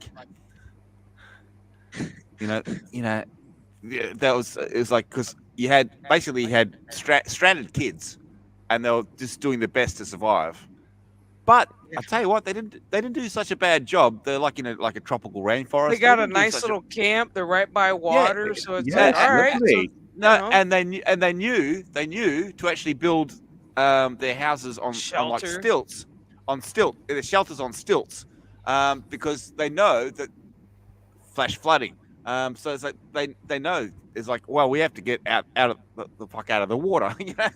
Oh yeah. Yeah, there could have been some adults still living, and then they showed them how to build a basic village, and then they passed away. It could have been adults actually built the village, and they just stayed in it. But it's like, they could have taken it over. We'll find out, I'm sure. I mean, we'll find out. Yeah, there was nothing egregious. I mean, even the comedy bits, they weren't trying to take over. When that guy had the big thing behind him, that was a bit comedy. Ludo. Yeah. Yeah. And then that thing pissing on the droid. I love that. I love but- that. That was hilarious. He all just spalled, and he just comes around and lifts. He his leg. reminds me of the droids from Black Hole, Vincent and Bob. Okay, yeah. The way his head goes up and down. Yeah. But Chef, did you think the same way as I did? It's like when that big thing pops up behind him, and the way he talked, it's like, I'm watching the Labyrinth. That's Ludo. Yeah, I did for a minute. And he's like, yeah. I'm like, dude. I was like, this guy sounds Sarah, friend. Yeah, I'm sitting there. I'm like, I've heard this before. I'm just like, I'm waiting for him to go, Cassian, friend. It's like, okay. Smell bad. Yeah, it's like he made it into the show. Okay. It's like, man. Hey man, we haven't seen you for about 30 years, but you made it back onto the screen. Yeah, I mean, it was a good little scene between them. So you find out, Cassian owes a lot of money to a lot of people, and he keeps wheeling and dealing out of it. He's like, "Oh, I'll pay you back. Oh yeah, it's in play. Oh yeah, it's this." But he's also like Ludo, completely honest. It's like he said, "What are you doing here?" I was just told to stand behind you. He wasn't told to hit him. He wasn't told to hurt him. It was just like, I was just told to stand here. He's like, you're taking orders from him now. He's like, don't answer that. He's like, he had that face like, yeah, like, dude, you're a big guy, like you're a big dude. Hell yeah. If anything, they should be taking he reminded me of you. Well, yeah, he reminded me of Morn from Deep Space Nine. You can get him to do anything, but you have no idea what he does for a living or anything else. Exactly. You just see Morn just sitting there at the bar. Yeah. Just sitting there drinking his drink, and then when he dies, you find out the fucker's rich. I was like, yo, wait, what? Morn's rich? Right. Didn't he end up buying Deep Space Nine at one time or something? Yeah. I think so. I was never really into Deep Space Nine. I was more Babylon Yeah, he 5, ended up, his character died. Like, he gave everything to Quark, and Quark found out he was loaded. But he had some debts to pay on top of it. And that all would have gone. Yeah. Well, Quark never won anything, really. You know? Yeah, Quark didn't get anything in the end because he ended up He paying was all lucky, his though. debts. There was many times he was about to be killed, and he survived that. So I'd call that luck. Yeah. He had a lot Hail AngelousDraven. You'll get to see him tomorrow night on This Week in Bullshit with Justin Proper, myself, Mr. Peabody, if he's feeling good. But again, another great person. This man, AngelousDraven, really doesn't do a lot on YouTube. He does do a lot on Twitch with the gaming, but he does do the AEW pay-per-views, which I did share that out again too, my friend. Nice. I found a couple more wrestling buddies and people, and I'm like, yeah, we do the pay-per-views and we watch them and talk about it on air. So yeah, hopefully I got you a couple more subscribers coming, my friend. Great guy. He's one of the ones I've actually met. He drove my car because Justin Proper was a little bit too drunk, and well, I don't drive at night, but first time I met this young man, nice guy. Great. I mean, again, he is like DJD. He is a vampire, so age is who knows. But Right. he did. He drove the car, and when he was in Cali, he was like, yeah, everybody said I didn't know how to drive. I'm like, we're like, you're fine, dude. Because I wasn't drunk, but as y'all know, I don't really drive much at night if I don't have to. I can. I just choose not to.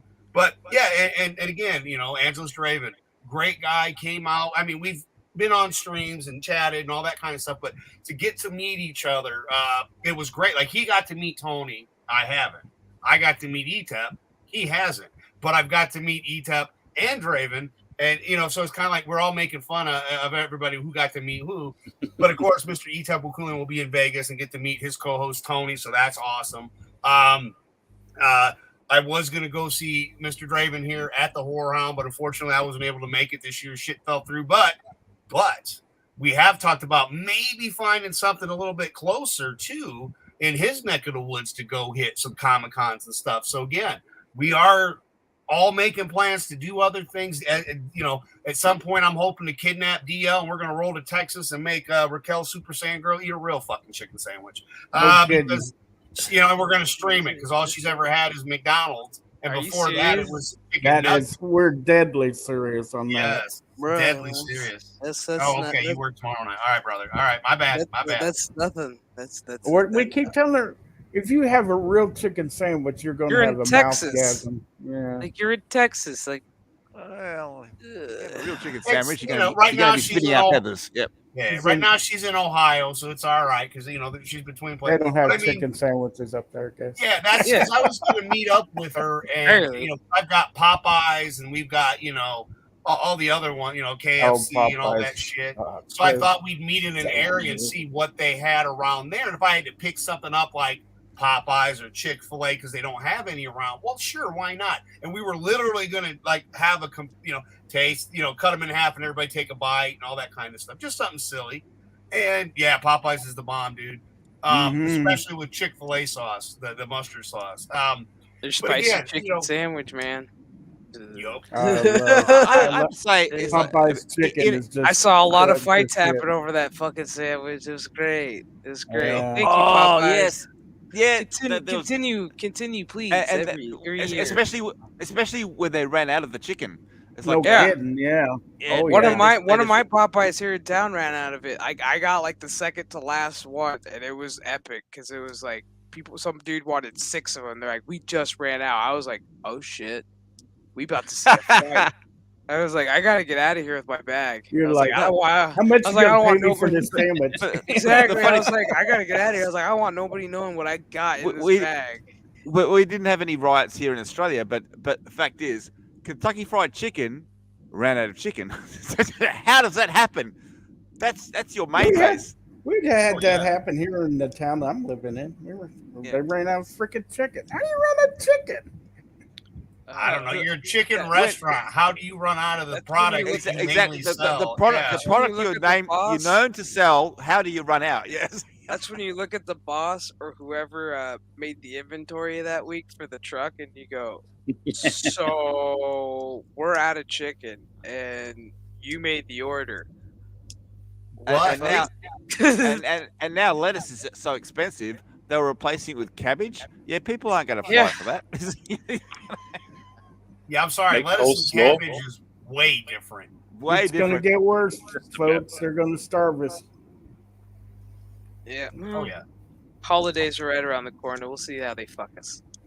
I did see a meme. It's like because apparently there's a supermarket in America where people were stealing so many steaks that they've actually put them behind the counter. So you've actually got to approach the people to actually get the steak. But the fact is, even if you actually have to go behind the counter and take, and say, I want a steak, what's to say they don't just walk out with the steak at that stage?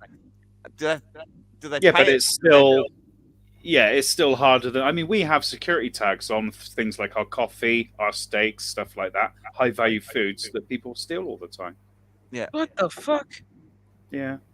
What the fuck? I haven't quite heard of that story yet, but I mean, again, it's definitely not in California because they just let you walk out with up to $1,000 worth of shit. Yeah. That's why so many businesses are closing in California because they can't prosecute this. They let people like me go up there once a year and go, okay, I need to get stocking stuffers for Christmas and I need to get souvenirs for everybody. Let's go to CVS and Walgreens and rack shit up. See, now what are they going to do in Illinois? They're going to Christmas shoplifting. Yeah. They're not going to start prosecuting people. So Illinois got a whole list of if you assault someone, they'll write you a ticket. I'm like, really? A ticket? And I think the chicken sandwich thing. You're right. Okay, hold on. I'm going to backtrack for a second.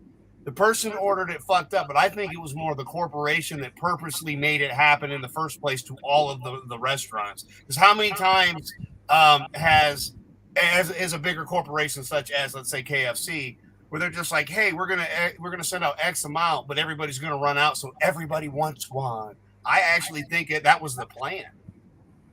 Oh yeah, to make people fight over chicken. I mean, seriously, I really do.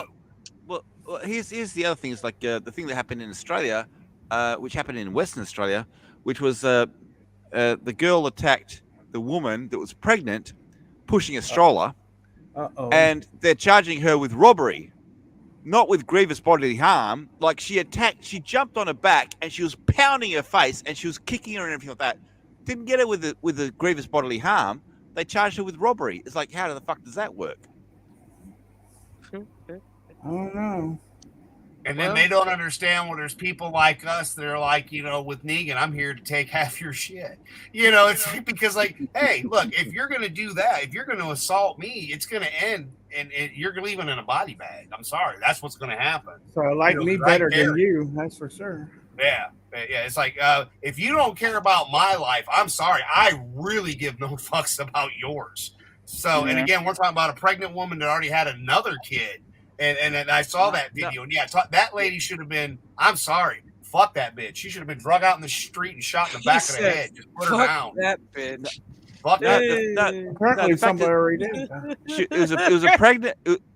For those people that haven't watched it, it was a pregnant woman pushing a double pram that had her twin daughters in it, and this girl attacked her from behind. Jumped on her back and was pounding into her head and punching and everything like that. She did not let go of that pram. The first thing, if someone attacks you from behind, the first thing you do is throw your hands back and try to protect yourself. She did not do that. She held onto that pram. She was not going to let that go out into the street. That's good for her. But the police actually praised her. They said, "How did you do that?" All Americans are like pram. Thank you, Adam. Yeah, I know. He was stroller. Okay, stroller. What fucking Aussies in there Why made can up learn to words. speak English? Damn it! You fucking lived here, asshole. You should be able to speak English. Speak proper English, please. Like what we do, right? English, mofo. Do you peek it? Do you understand words coming out of my mouth? Well, I can go the other way and say, why do you keep on changing words? That is true. We do. Why are you spelling words? Why are you spelling words? Bonnet, hood. It was like, why do you keep on changing words? It's like stroller, pram. Once y'all learn to drive on the right side of the road. Yeah, absolutely. Bloody yobbos. And what's this fetish cheese on everything as well? Why do you have to put cheese on everything? Like breakfast that cereal, cheese. That would fuck me up after that. It's like go to overseas and finally get behind a car, and I'd be like, dude, I can't. I need to be on the other side of the road. Like, I'd be that person on the news going, I'm sorry, I'm American, and I can't do this. On the horn going, get on the right side American. of the road. No, you jump in the car and say, where's the steering wheel? That I do know. I do know where it's at on the in the car, so I know exactly to get on the other side and the passenger side, aka right the side driver's drive, side. baby. I like how you actually said that, but it's like I know that I have to go on the passenger side to drive the car. You just can't figure out which side to drive opposite to that. No, that's all right. If you got long enough legs, you can drive from the passenger side if you want. I mean, I've always like European cars. They always throw me off because I'm just like, this is weird. Like, I don't understand why you just can't have your steering wheel over here, everything right. Whatever. I mean, it's you guys. Whatever. I don't judge. But the fact is, we had it before you did it. It's like it comes right down to people riding horses. They would ride on the left-hand side. True, but I do like how you guys have your stick shifts. They're not down; they're like right in the console. I do like that. Yeah, those are pretty cool. In the console. Yeah, well, further down, like in the regular American car, they're down, but in a European car, they're up. Yeah, Europeans are as well. No, the paddle ones nowadays. Yeah. The little paddles. Yeah. You got paddle ones. You've got column shift, and then you've got it in the down where it belongs. Because column shift is my dad used to drive a column shift, and I was like, how the hell are you doing that? I learned. Well, when I was learning on the proper gearboxes where they're down by the side, so But no, a column shift takes a bit of getting used to, but once you're used to it, it's like flicking the indicator switch. I just feel like you're going to pull the thing off and go, oh shit, stuck in reverse. I think you're holding on to it too hard. Put the 3 on the tree. Maybe some of us like holding onto it hard, you know. Hard. Pull. You got to flick, yeah. No, but a column shift is almost like putting your indicator on. It's like you get so used to it. It's like we don't use indicators in this country. No, we just I've got heard that. No, like that. No, I've seen some of the crash things in your country, and no, they don't use indicators at all. No, they don't, because when I'm walking to work in the morning, I don't see one fucking indicator, which is why I wait until the car's past me, because I know that git will want to turn the way that I'm going. So he's like, I know their fucking game. I love the indicators on the old MGs, like the old MG magnets. Oh, the flags. Yeah, the flags. Flag things, yeah. This tiny little flag pops out and says, yeah, maybe I'll go this way. Yeah. See, this is where all of us Americans go, what the fuck are they talking about? What the hell fuck are you talking about? They used to have little flags that come out the B post where the door is. They would just put a flag for right, a flag for left. But I don't think that they were reflective, so I don't know how they worked in the night. Yeah. You didn't drive at night. You didn't drive at night. They like shut it down. Oh, yeah, because everything closed at 4 o'clock. Yeah. Right, guys, I've got to go because I got work tomorrow. So, all right. Sucks to be you. Thank you for coming on for that little bit, brother. Yeah, no worries. Good to see you, bud. Till next time. Take care. Friday. Yeah.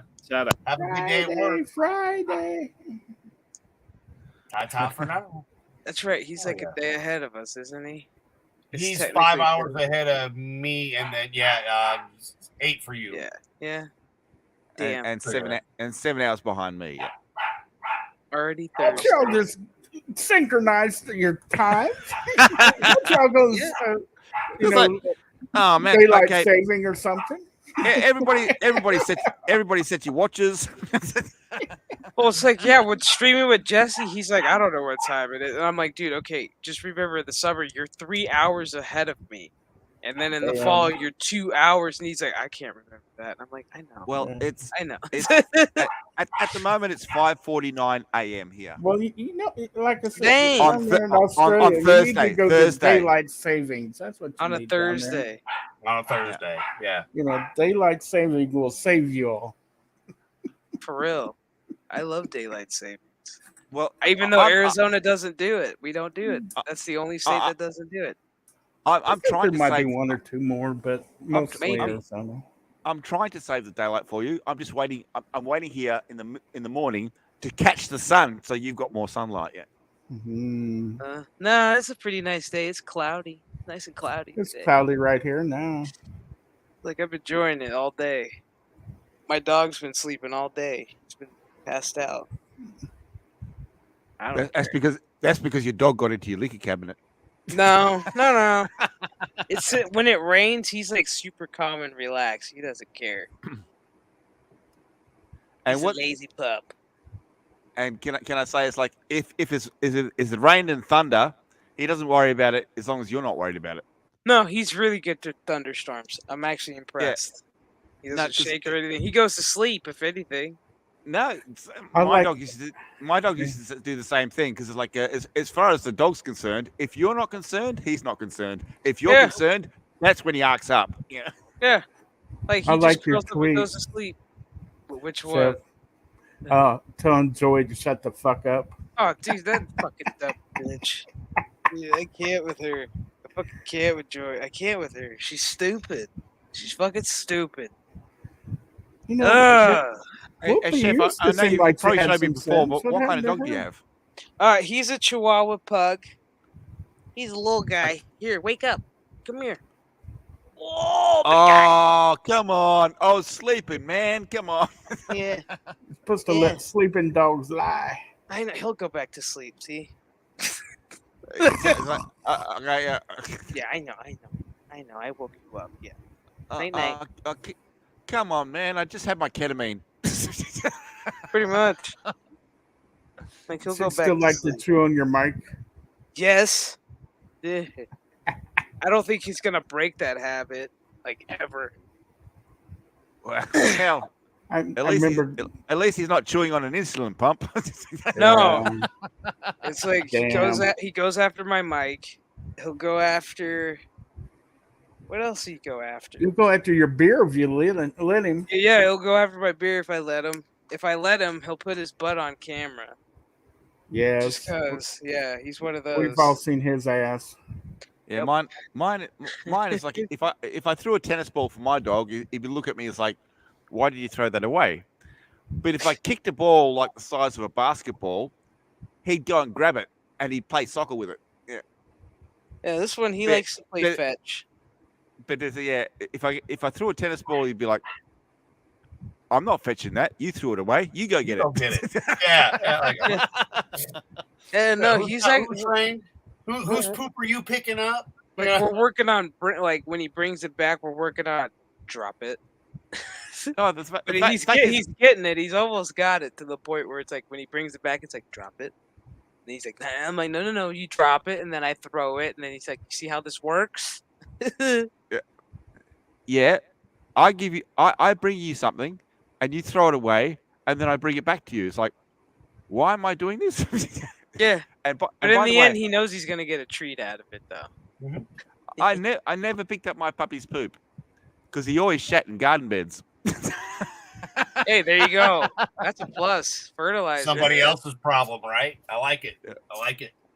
You know. Hell yeah. But never once did I pick up his poop. Yeah.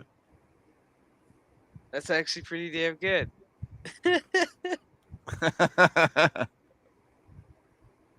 Well, that's what happens when you're an Aussie. You live outside. It happens. Again, he lives in a doghouse. Look at him. He's a dog. I mean, it is what it is. We've never seen his actual face. We all know he's just a dog.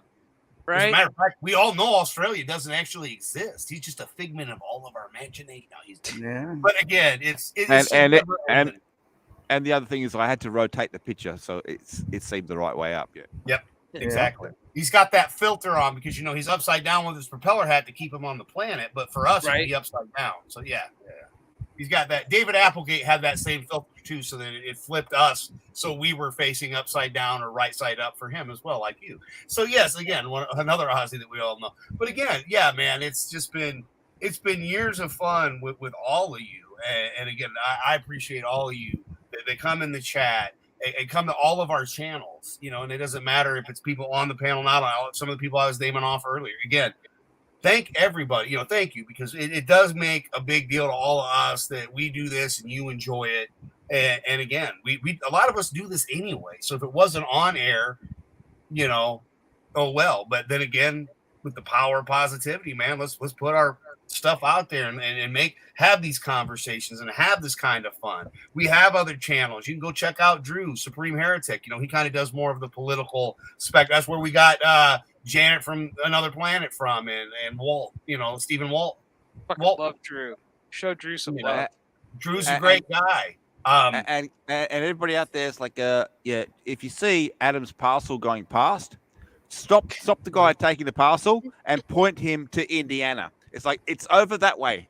Right. It's that many miles that way, sir. Go. Exactly. It's not that. Well, it's just stuck in commie California as always. It's been there for over a week. Everything gets stuck in California. Okay. Nowadays, it's like I can't even. Like if I could bypass getting packages sent through California, I would. But I never had a. Okay, when I sent you your jersey and stuff, you got it within like 3 days. Yeah. From when it left here to you, it was like maybe 4. We'll give them an extra day, but it wasn't. You got to think that was before fuck ups. Yep. When the mail actually ran normally. Yeah. That was before it ran normally for you. That's the thing. Yeah, that was before the bee got in the office. I said I posted the package on a Thursday. Friday it was booked on a flight, and then it was out of Australia. And now it's doing loop-de-loops. But it wasn't out of Australia. Remember, it was still in Australia until it got scanned out of. No, but it was booked on a flight for Sunday, and it's been in California ever since. Yeah. Jesus. And that was I don't have the tracking, or I'd pull it up. But no, it sat in Australia for a bit because you thought it made the flight, and it didn't. It didn't leave. No, because well, originally the track when it said tracking, it said it was booked on a flight for on the Friday. Yeah. But then it actually corrected itself and said it was booked on the flight at this time on Friday, but the flight didn't leave until Sunday. Sorry, we fucked up. Yeah, but no, that's the thing with tracking is like it's really weird. But I sent the package on the 8th, and I'm on the 22nd. You're on the 21st, but I'm on the 22nd, and it's still in California. California. Yep. Yep. California. Still in California. Well, it's doing its California tour, and then it's probably got to do New York. No. Because it would have went to New York, not Cali. Remember when you sent Odin's, my shit went to Chicago, and his shit went to New York. Yeah. That was and weird. This time it went to California. So if anything, it either would have went to New York, Chicago, but instead it went to fucking L.A. Yeah. Even though Chicago's 3 hours away from me, that makes no fucking sense. And it's like, and you got all these people in California working in the postal service going, "Hey man, you got another joint, man." It's like, "Oh look, then this package is in from Australia, man. What should we do?" Oh man, just let it sit here. Let's send it up north, man. Maybe they could get some joy off this, man. That's true. Like I've sent something just from Tucson to Phoenix, and for some reason it bounced from Tucson to El Paso, somewhere in New Mexico, and I'm like, I could have drove it, legit 2 hours up like north, to my friend's house and delivered it myself. I was like, no, I'll just send it. It'll be real quick. It bounced around 3 different states in order for it to get back. I was like, how the fuck? Yeah, well, I could have delivered it by now myself, but it's like my car would have got wet. Yeah. True, just a little bit. Just a tad, yeah. You don't have you would have had a little bit of flooding. A little bit. I think what happened is, it hit Cali, it got through American customs, because then it started moving around different areas of California, which is weird because it should just ship this way. It's probably some homeless guy with your package with a tracking device moving it.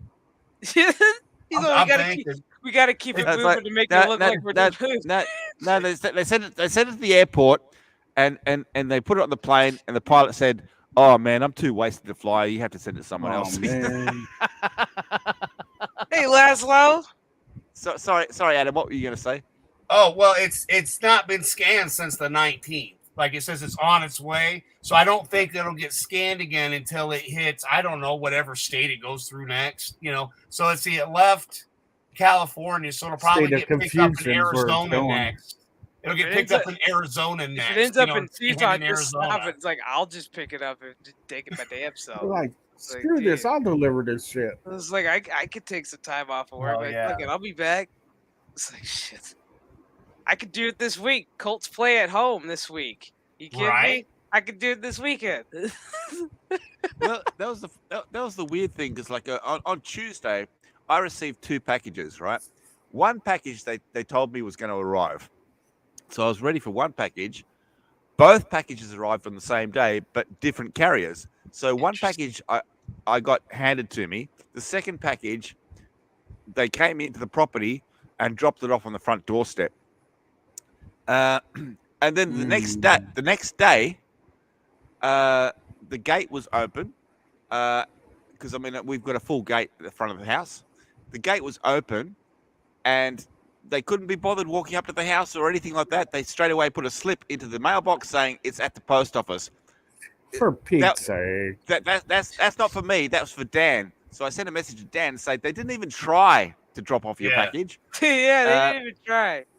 They didn't even try. It's like, oh, sorry, there's a gate. There's a gate. There's no way I'm going to get through this gate. It's completely indestructible. And I'm not the bionic man. I can't jump over it. So it's like, I got one better. I can't walk up and undo the latch. I can't do that. I feel like I'm just, I was tracking a package on Amazon, and it was like, you're the next stop. And I'm standing there waiting by the door. And I see the Amazon truck pull up. He sits there for a couple seconds and he drives off. And then I looked on the app and they said we tried to deliver the package, but nobody was home. No. I'm like, you sons of bitches. So I called Amazon. That's when you take a selfie and go, I was standing right the fuck here.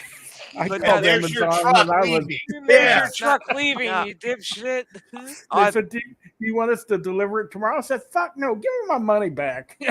Would you like us to try again? It's like, no. But here's another one. It's like it was another package for Dan, right?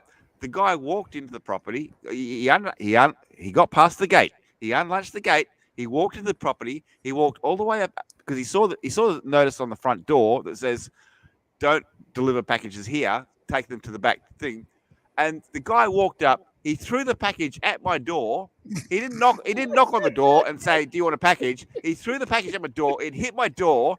I got up and had a look, and I saw this guy walking away, and he said, "Package," and he walked off and drove off.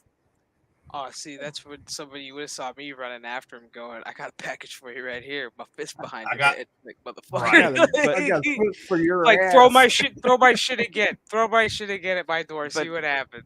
So obviously, sister, you know Laszlo. Laszlo's chef is my sister, by the way. So this better not be flirting, or I might have to kick your ass. But no, again, yeah, Laszlo's chef good people, man. Right on, Laszlo. Welcome, my friend. I'm sorry, Adam, but if she's your sister, then I have to introduce her to Ma because it's like she's part of the family. You know, Laszlo's actually one of our mods for Black Death Gaming, man. There you go. So Laszlo's good, and I figured Laszlo's good. You know damn well you just would have to say bounce that mofo, and I would. You know damn well I wouldn't even ask. But Chef and I actually, her and I bonded, funnily enough, over Star Wars. We used to be on a previous channel where we met, Exiled Opinion. We used to do that show Friday nights. God damn, that was so fucking many moons ago. Yep. And that's where we met. And this poor woman was like, hey, I'm going to watch, Rise of Palpatine. And nobody showed up. And I did. And I was messaging her because I have Disney Plus too. And I'm like, I was already in, like, I said, I'll watch it with you. And I meant like I was going to be in the chat and watch it. She, I was like, yeah, that's cool. And then nobody showed up on the panel. So she brought me on. We made the greatest content Disney ever got out of that fucking movie on commentary. Yeah, that thing's like over 300 views still. Like it's over 300 now. It's one of my best works. Besides my Picard reviews, those are fucking sick. What happened to the Exile's Opinion channel? Yeah, not to take away from what you just said was like, have you guys actually seen that American guy that actually walks around and asks American people? And he walks around, he says, how many moons does the Earth have? And they can't answer the question. They can't answer the question. How many moons does the Earth have? Jesus Christ. Depends on if my pants are on or not. I could be mooning you right now, But yeah. One, we're trying to get to the moon. If the rocket ship would actually, I don't know, take some fuel and stop having if they can launch it, if they can't launch it. Son of a but bitch. Apparently, way back in the day, they did it many, many times. With less technology that they have now. Yeah. I'm just saying. They send shit to the moon. Yeah. Adam, they sent shit. Adam, you know what the problem is? That they're like me. They overthink everything. Oh no! You overthink everything. They're just fucking retarded. I'm literally sitting there. I'm like, okay, the '60s. I was like, we were sending manned missions. I mean, yeah, we did our test rockets, and then of course, fuck it, we're gonna risk it because Russia's beating our asses to the moon. So what did we do? We strapped 3 badass astronauts and said, "Good luck. If you die, guess what? If you die, just remember you're gonna get a library or school named after you." But not somebody else will be raising your kids. But here's the thing: it's like Yuri Gagarin was not the first guy to orbit the planet. Yeah. He was the first guy to orbit the planet and get back alive. Yes, exactly. Exactly. The dogs were going nuts. Thank you, Peabody. Yes. Yeah, he was the first one to come back. Yes, alive. But Russia didn't say about the first 8 guys went before him. Right? They had a little malfunctions. They had some malfunctions. But hey, they tried. It's like now you fast forward to now, and they're like, "Well, we have a leak, or this is going, or one of the engines cut off." I'm like, "You have 8 engines on that son of a bitch. You're telling me you can't launch that son of?" Did anybody watch Apollo 13? That shit was in shambles, and they still managed to make it the fuck home on one little engine, one little fucking engine. And now we're like, we have 8 of them, and one of them fails, so we That's can't because launch. they had Tom Hanks with them. That's why they got made it back. They had they had 6 degrees of Kevin Bacon to get him home. That's what happened. And Gary Sinise back home helping them too. Yep. To answer your question, DL, what happened was that's where I met her. We used to stream every Friday, and the person that ran the channel was having some mental health issues and kind of left and ended up deleting the channel. And I don't know whatever happened with Frank Chandler. I hope he's okay. I do. I hope he's all right. I have no idea what happened to that fool. Yeah, he kind of just like the channel disappeared. Supposedly his brother was trying to do something and deleted it, and then he just kind of fell off the planet. Like I don't know what happened. This was all pre-COVID time frame. So I mean, this is years back that this happened. There were some people that you already know about. Yeah, we'll talk off air about that caused problems. Yeah. One of them I refused to. Chef was nice to, but that person can go F themselves all the way. And her fake ass art that she steals from other people. I digress. From the sound of it, he tried to get to Australia, but he forgot his propeller hat. Yep. He fell off the planet. I mean, I was lucky enough to find YouTube when a lot of people were starting out and a lot of channels weren't very big. Again, Lethal Lightning, he didn't even have 500 subs, back in the day when we found him, Peabody. Oh my God. Thanks to DJD. Again, I can thank the main people other than Frank for me being here, the Wiener dog. Like, that's why I'm on YouTube was him, because he's the one that found all these people. But, Jeff Hicks is one of the main people that was very open to, in the chats and whatnot. And I got to know Jeff and meet him. And then again, same old Mecha Random back in the day before the props and all the other bullshit. He had a before basic the writing channel. prop. Yep. No, but and before the dark times and the shit with our boy Jesse, because Jesse's my brother, man. It's like when you look at myself and Chef, when you look at the two here, we've been here a long time. Mr. Peabody and I have been here a long time. Mr. DL has also been here a long time. Shoot, I was one of Lethal Lightning's before he hit 1,000. Before he was monetized, I was one of his buddies. He didn't even have 500. That was the skit. That was the whole skit. If you give Frank a wrench, he'll let you on his Death Star. But if you don't, you get to blow up on the planet, right? That was the whole joke. But does everybody here know the story of how Frank actually found these people? He was clicking on the thing and it came across the channel and you looked at it. No, it was. I was going to get to that, but he. The thing was, I didn't YouTube. I would use YouTube for music. I would listen because I didn't want to go get a tape or a CD, so I would just put YouTube on and have music going and do stuff throughout the day. And Frank has his own controller, only because he made it his controller, not from. And don't worry, yes, this is from Chris Fisk, and no, Frank can't get it. It's over here, Chris. But no, this is Frank's controller. And people don't understand, when I say Frank's controller, I mean it's Frank's controller. There are teeth marks. He's ate it. It's that's I mean, yeah, it's his controller. He done chewed the shit out of it. And I did a lot on the PS3 and PS4 first, which you didn't have chat back in the day. You would just have the people talking. And I'd have the PS3 going. I'd have this sitting on the end table. I come back and he's got the controller, and it's like, all right. But what happened when I was in the kitchen? I was either cooking or cleaning. Take your pick. And I've got music playing, and all of a sudden I hear this guy talk and say, "Well, I'm going to put a picture up of this guy with his head up his ass." And I'm like, "Francis?" And I go in there, and it's Jeff Higgs from WorldClassBullshitters. This is one of his videos. So I listen to it, and I go and I put music back on. I go back to the kitchen. And at one point, I heard Jeremy from Geeks and Gamers talking. Well, what it was, he had picked the high council that Doomcock was on. So I heard Jeremy from Geeks and Gamers, who I'd seen a couple of videos of after watching Jeff. Jeff Hicks, Ethan Van Sciver, and Doomcock. were the 4 that were on there. But before the evil days of Ethan Van Sciver calling me a hillbilly, murder bear. But anyway, it was Frank and the controller. Well, I also have a tablet, and he would hit his paw on the tablet, and so I would be streaming to just a Bluetooth speaker, and he would change shit on me. And I'm just, it's like one of those where I couldn't win. The damn dog kept changing the shit. So it was mainly world class, but through there I met everybody. And it wasn't until a Patreon stream with Mr. Hicks that I was able to speak with DJD. We'd all been in the chats, mind you. A lot of us all met in the chat, and he was very, very nice to me because, like, he knew and Jeff knew I hadn't done this a lot. DJ knew I hadn't really, and I wasn't really comfortable. Like, I'm gonna come on, and Bailey, God rest her soul, on my Twitter, my main Twitter, that dog, that's Bailey.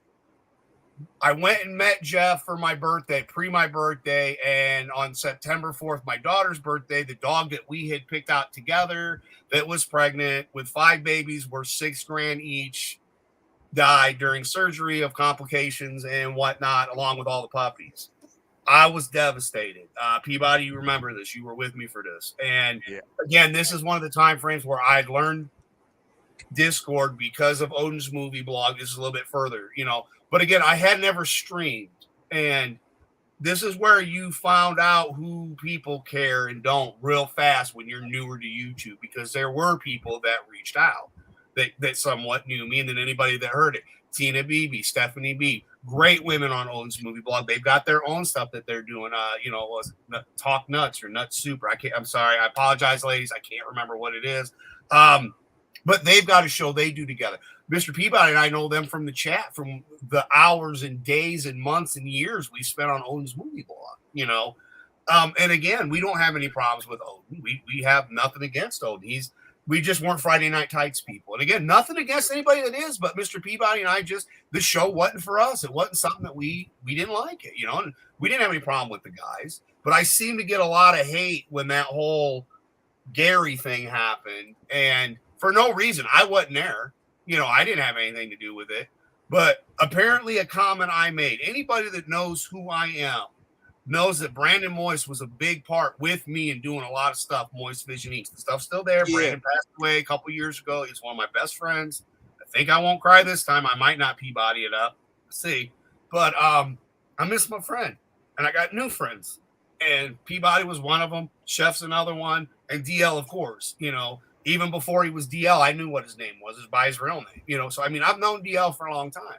We didn't really connect like we have recently, but over the years, we got to know each other. Creepy Little Book. Thank you, Pete, from Creepy Little Book. Oh, yeah.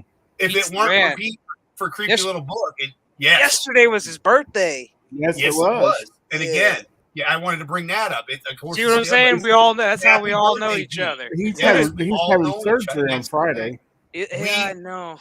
We made these bonds, and they do keep us strong to help each other out when we need it. Drew needed help. I was blessed enough to have a little extra money to be able to help him out last month. I was going to help him out again this month, but due to my own fuck up, I couldn't. But there's just so much that's happened just for me as a little channel. And then I never looked at myself as a YouTuber. I was just a guy that was in the chat with my friends. So hell yeah. But I just, you can do this. I want everybody to know, everybody watching, anybody, Brutal came on here a couple of times to test it out. And then he saw what YouTube does to us and other people. He's like, I don't know if I really want to have a channel. But again, every week I send it to him and I'm like, you're more than welcome to come on with us because, again, Chef's part of this. The only reason we're here on Wednesdays is because of her. And Lindsay were able to do the Wednesday show. I'm like, hey, girls, I'll do it. We can bounce around to other channels if we want, whatever. I don't care as long as we're together. Because, again, there's days I can't, I will let people know when I remember because I'm still new to Twitter and learning it after all these years. I'm learning more and more. You'll see more and more posts from me sharing stuff out because I'm learning it. I'm sorry. I just never really Twittered much. It wasn't for me. I've never tweeted much, but I'm getting the hang of this. I'm learning how to definitely share out stuff and I'm using the messenger. When you get your first suspension, then you're officially a Twitter. You're officially. I've been suspended before. Yeah, there you go. There you go. You're like, yeah. I've been suspended before, but I just never really. I used it for promotion, and that was it. That was it. They dare not suspend me on Twitter because the last time they did it, I was like, I can't believe you suspended a person of color. I was like, this is just straight racist. I wrote that as an actual reply, and next thing I know, within 5 minutes, my account was back. I was like, Hell look yeah. at that. Not only am I black, I'm a lesbian, and you I didn't even pull that. I didn't even pull that card. I just pulled out the person of color card, and that's all it took. Oh, you had that other one in your back pocket. Well, no, I'm just surprised that DL is black and lesbian. Right? Well, there's a lot about me people don't know. There's a reason that his name is Deranged Lunatic. I'm just saying. Well, but again, and look at how much fun you had. I understood what you meant, but it's like the way you actually said it. It's like, and the other way is like, I'm black and I'm a lesbian. It's like it sounded like it was coming out of your mouth. It's like it just sounded funny the way it came out. Yeah. Well, DL, he's just black from the waist down. But if that was only the case. I know, brother. And the fact is, we're all wearing pants, but the fact is, I say that impossible dream. There you go. But I actually say it's like I say, hang on, I've got to go put on my big boy pants because I wear track pants, sweater pants, whatever you call them. Yeah. But you Americans call them. The fucking pants, the comfy pants. Come on, pants, man. Pants. Yeah, the kind of things you just slip on and they warm your legs nicely. Yeah. Hell yeah. Nice little comfy pants. The comfy pants, but it's like, it's like if my mom's coming around, it's like, hang on, I've got to go put on my big boy pants, which is I got to put on blue jeans. Yeah, I got to put on real clothes. I mean, that's like I've had that conversation off air. It's like, because I'm generally in my workout stuff because I'll do this and I'll go work out, or I'm coming back from a workout from Friday's stream where I took you for a walk, Peabody, and then that was great. Yeah, that was great. Yeah. So because I did my cardio after my workout, and I had a heavy workout, Chef. Like I got done, my veins were popping in my neck, like you could just see the blood flow. I had that killer burn and workout, man. And the fact is, he hasn't got the first package yet, but I've actually already got a second package already worked out. But I have to go shopping with my ma and get some fabric softener because it's like I don't know what the fuck they use at Salvation Army, but it's some sort of industrial fucking cleaner when they wash the clothes. Mm-hmm. I bought him a tank top. I bought Adam a tank top, and I washed it.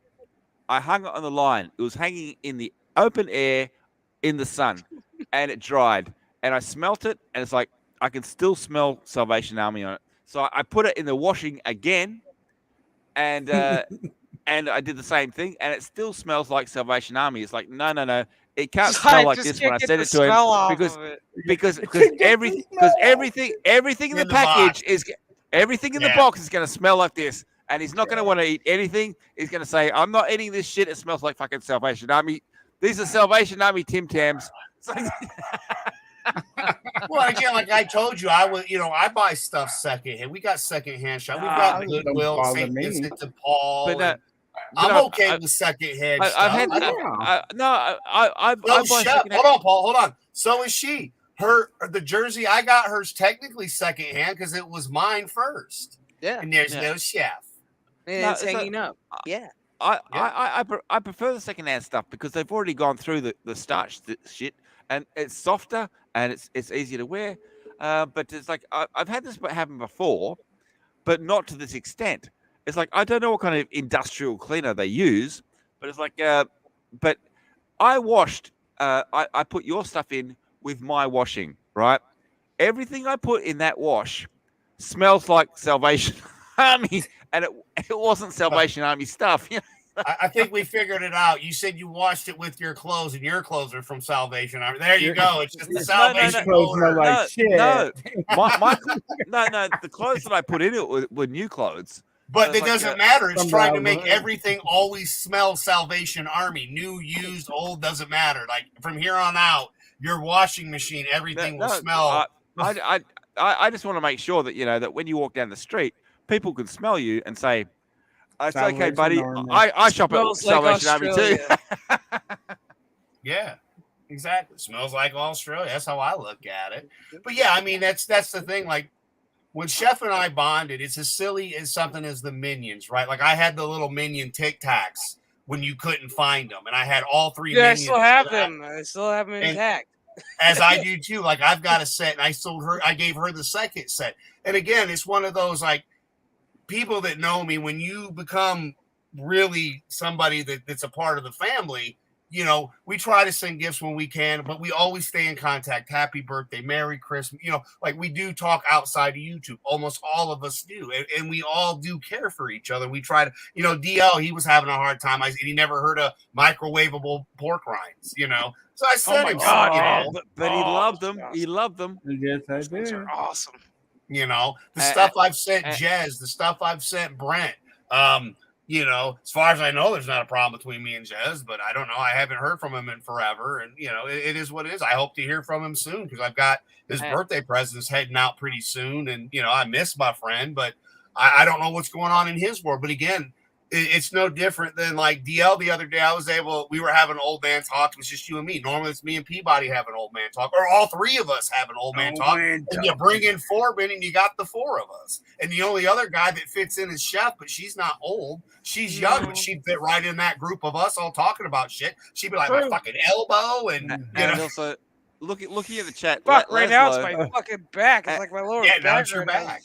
And Laszlo, looking in the chat, it's like the fact is I don't have a cowboy hat, so I get picked up by the police all the time. Yeah.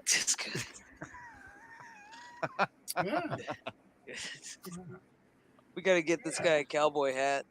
Yeah. No, in Australia we wear Kubras. Oh yeah, that's that really Dundee cool. hat? Yeah, that's that one really cool hat with the flap. Yeah, that's cool. I like those hats. Those hats are cool. And I do like the didgeridoos. Those are cool too. Yep. And you guys got some fucked up animals. You guys got some weird fucking insects. I can't do it. And down there, they like to drink Fosters. Yep. You wanker. You wanker. You wanker. You know that was good. That was good. That was good. It was. That was good. You wanker. Oh goodness. Hey DL. Hey, what? You're a YouTuber. Right. That's a damn lie. You take that back. Yeah. That's what I'm going to say to my nephew. Is like, that's a damn lie. You take it back. Oh goodness. Oh, yep. And I'll turn around to my brother and my sister-in-law and say, "You get this blasphemous little cunt out of here." Get out of here. Get out of here. Hell yeah. Oh yeah.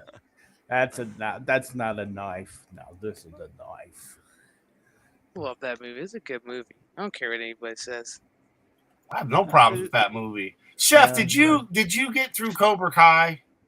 What, this current season? Yeah. Yeah, I binged it in a day, dude. I was invested. Okay. I smoked a lot of weed and watched the whole What did thing. you think of it? I fucking loved it. Okay. I don't see why people are saying it's woke this season. I don't see it. Woke. I don't think it was. What I don't like is, okay, when the series started, Peabody and I talked about it. When the series started, we thought we would get more karate tournament stuff, right? Because it's a TV series, and you got the kids, and you got their stories. But we were expecting a little bit more of that. And then about season 3, it was still, not Netflix yet. But I'm like, okay, a little weak here and there, but you got some good stuff. Okay. And then we get to season 4, and I'm like, all right. We're dealing with Terry Silver from the 3rd movie. Okay, let's see what they do with it. And then, Reese gets locked up and all, and I'm like, okay, this is right on. And then we start here. My biggest problem with this season is the first 3 episodes could have been 1. Like that whole Miguel dad trip shit, we didn't need that. We had that already in previous seasons. We knew about his dad. From the mom's point of view, I get. But it could have been like, remember how we started off? It was first Daniel from the karate fighting, then Johnny from the karate fighting. They could have done that, and I think it would have been better than the way. And again, This is just a small nitpick. To me, I do see that with that. I do see that with Miguel. That could have been one episode of him showing up to New York or Mexico, finding his dad instead of finding that one guy who he thought it was, and it wasn't. But the other thing is, like, popping up in Australia. I don't know what's popping up in America, but popping up in Australia is in 2024. You know, a couple of years away. In 2024, they're going to revamp the whole original Karate Kid.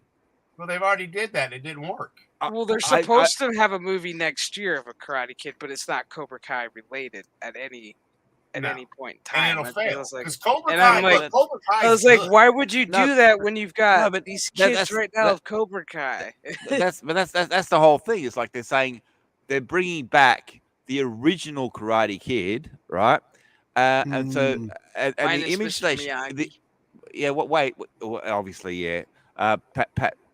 Pat died, but anyway, but the fact is, like, this is what they're showing on our TV screens here. They're saying they're bringing back the original Karate Kid. They show pictures of the original Karate Kid movie, and then they show pictures of the one with Will Smith's son in it. And Jackie Chan. Which was the remake. The original Karate Kid. Then there are a lot. That wasn't even karate. That's the point I'm trying to make. It's like, which original kid? You know, which original Karate Kid? Because I've been like, Hilary Swank, Daniel, and then it's like, well, that's why everybody thought Hilary Swank was gonna be in this season, because they're like, well, if you're going by the who comes in, and I'm like, I don't even know if Daniel fucking knows about Hilary Swank's character. Right. I was like, do we even know? I'm like, maybe. I was like, I don't really know. Here's the biggest issue I had with season 5: shitty writing that was lazy.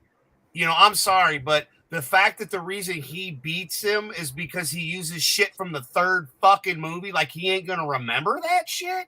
Oh, mention the whole, let's be realistic, somebody breaks in your house or business shit. Now, I did enjoy, I would have much rather we had more of the tournament bit earlier, and we get more of that whole new group thing where it could be going in a karate, And again, with the Reese thing at the end, they are Reese Silver, but he escapes by murder. Man, fuck off. See, and again, but I didn't like the prison fight. Women need space, and in the previous season, it was they needed something else. And they started doing I'm not going to call it woke, but they're putting attention on shit that don't matter to me. See, and that was my big issue with this season, was that prison fight scene with Kreese. I'm like, why are you showing the younger version of him? I'm like, this is him. Like, you need to show Kreese as he is, beating the fuck out of these dudes. I'm like, not his younger self. I'm like, we all know what he could do as his younger self. I'm like, we all know what he can do as his older self. I'm like, why don't you just show him as his older self beating the shit out of these inmates?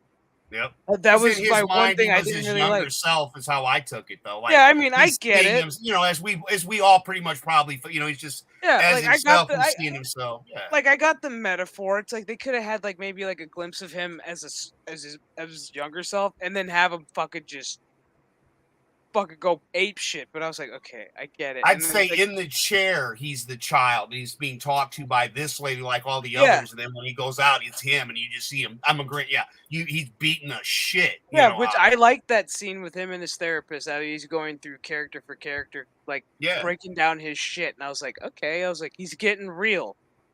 I was like, but with that said, it's like, okay, now we're at Cobra Kai. I was like, now you have to go international because of this fucking tournament. Because both houses, both dojos have made it, obviously. So now where are we going to go? We're going to go overseas. Like, okay, that's great. But how long? But how long next season is it going to take us to get there? And again, I'm really hoping. Rookie Critic mentions something, and right here, Laszlo's right. Like, I'm not saying that the series is shit, but what I'm saying, if you go from the first 2 seasons to where we're at now, these 2 Netflix seasons are bullshit. And again, you basically have the same season from 4 with 5 with a couple different changes. You know, when we got the tournament and she won and was going to win no matter what, and then we get that again, but she wins this time. And granted, there were bits of this that were great, but I want greatness more so throughout the whole thing. They brought Joseph, member berry. And again, there are a lot of member berries that are put in there, but I'm tired of them creating new shit and dragging it on. Not to mention look at how much they aged because of COVID.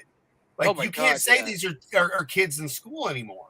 Yeah, because I mean, I like Chosen and Terry's fight scene with the katana. Though that was a really good scene, very well shot. But again, is Joseph really going to turn because he heard somebody scream while you're fighting a motherfucker with a sword?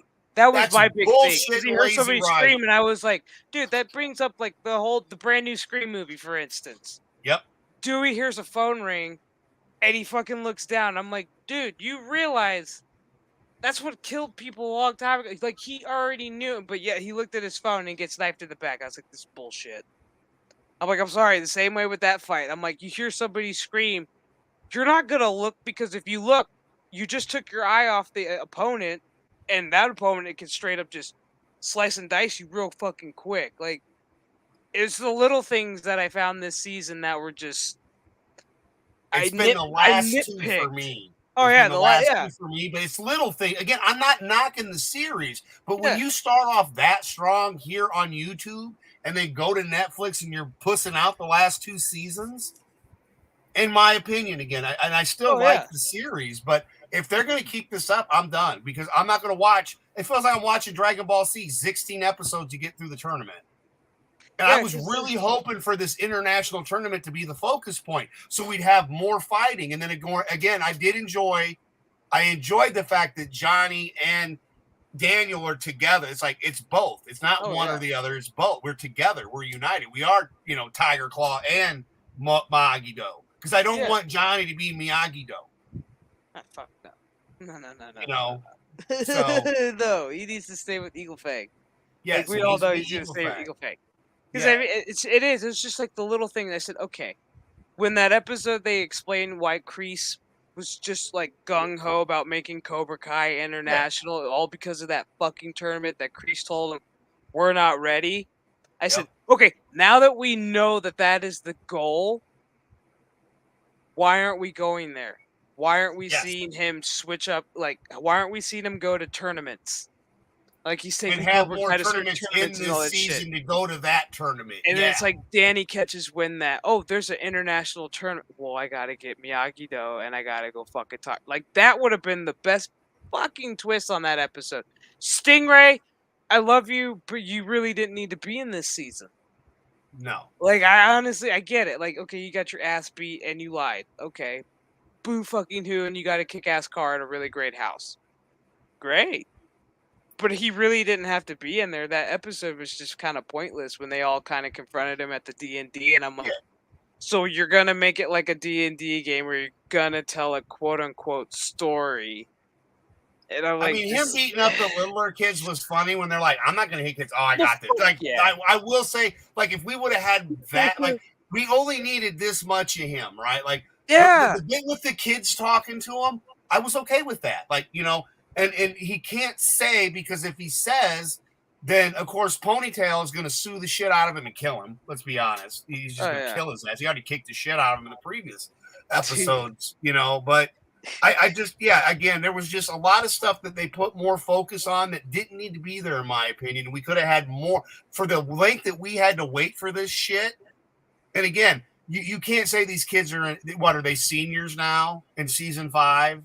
Or are they going to go off to college? Because these people are getting old enough to look like, it's like they're not. The actors are well in their 20s now. Yeah.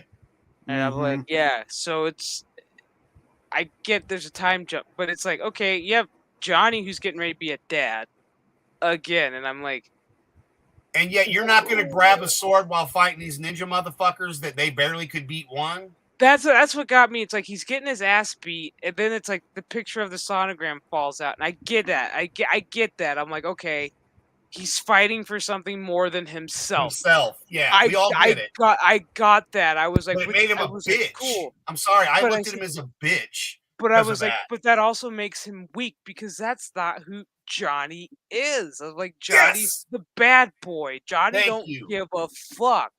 And I'm like, in that little point in time, I was like, y'all just ruined Johnny for me. I'm like, that is why I like Johnny, because he's that he's my guy. He don't give a fuck. Why are you giving me a 1-star rating? Because my car smells like beer. It's like, I don't give a fuck. Like that's the Johnny I like.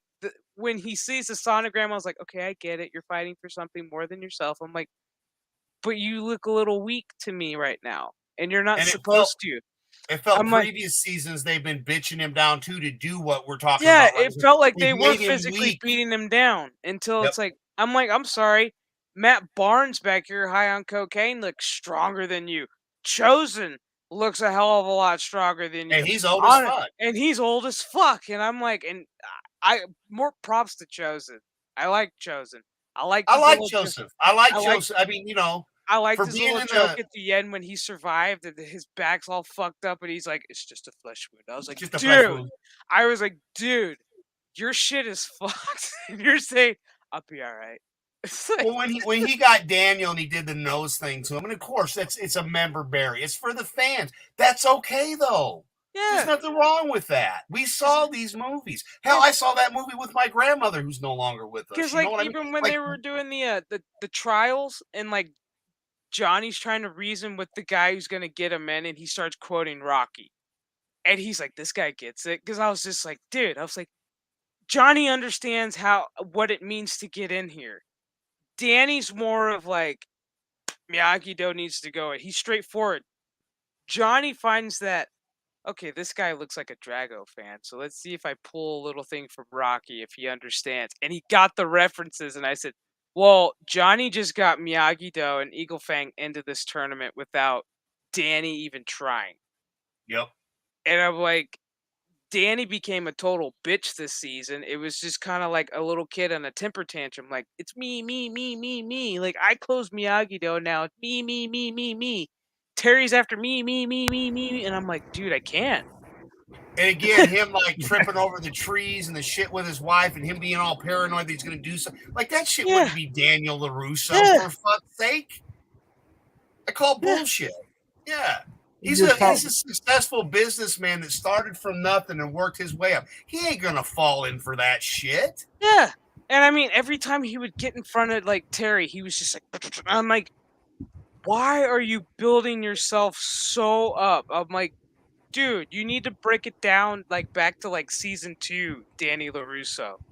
When your head was on a swivel, you knew what the fuck was up. You made your commitment. You told your wife once this was over, you were done. That was it. Okay. Now we're on to a next chapter. Well, maybe Johnny took over and he needs help. Because Terry's after his. They could have done so much with this, but instead they made it like, okay, Danny, here's your temper tantrum moment for 10 episodes. We need you to, like, just me, me, me, me, me. Terry's this big bully. Kreese is this good guy.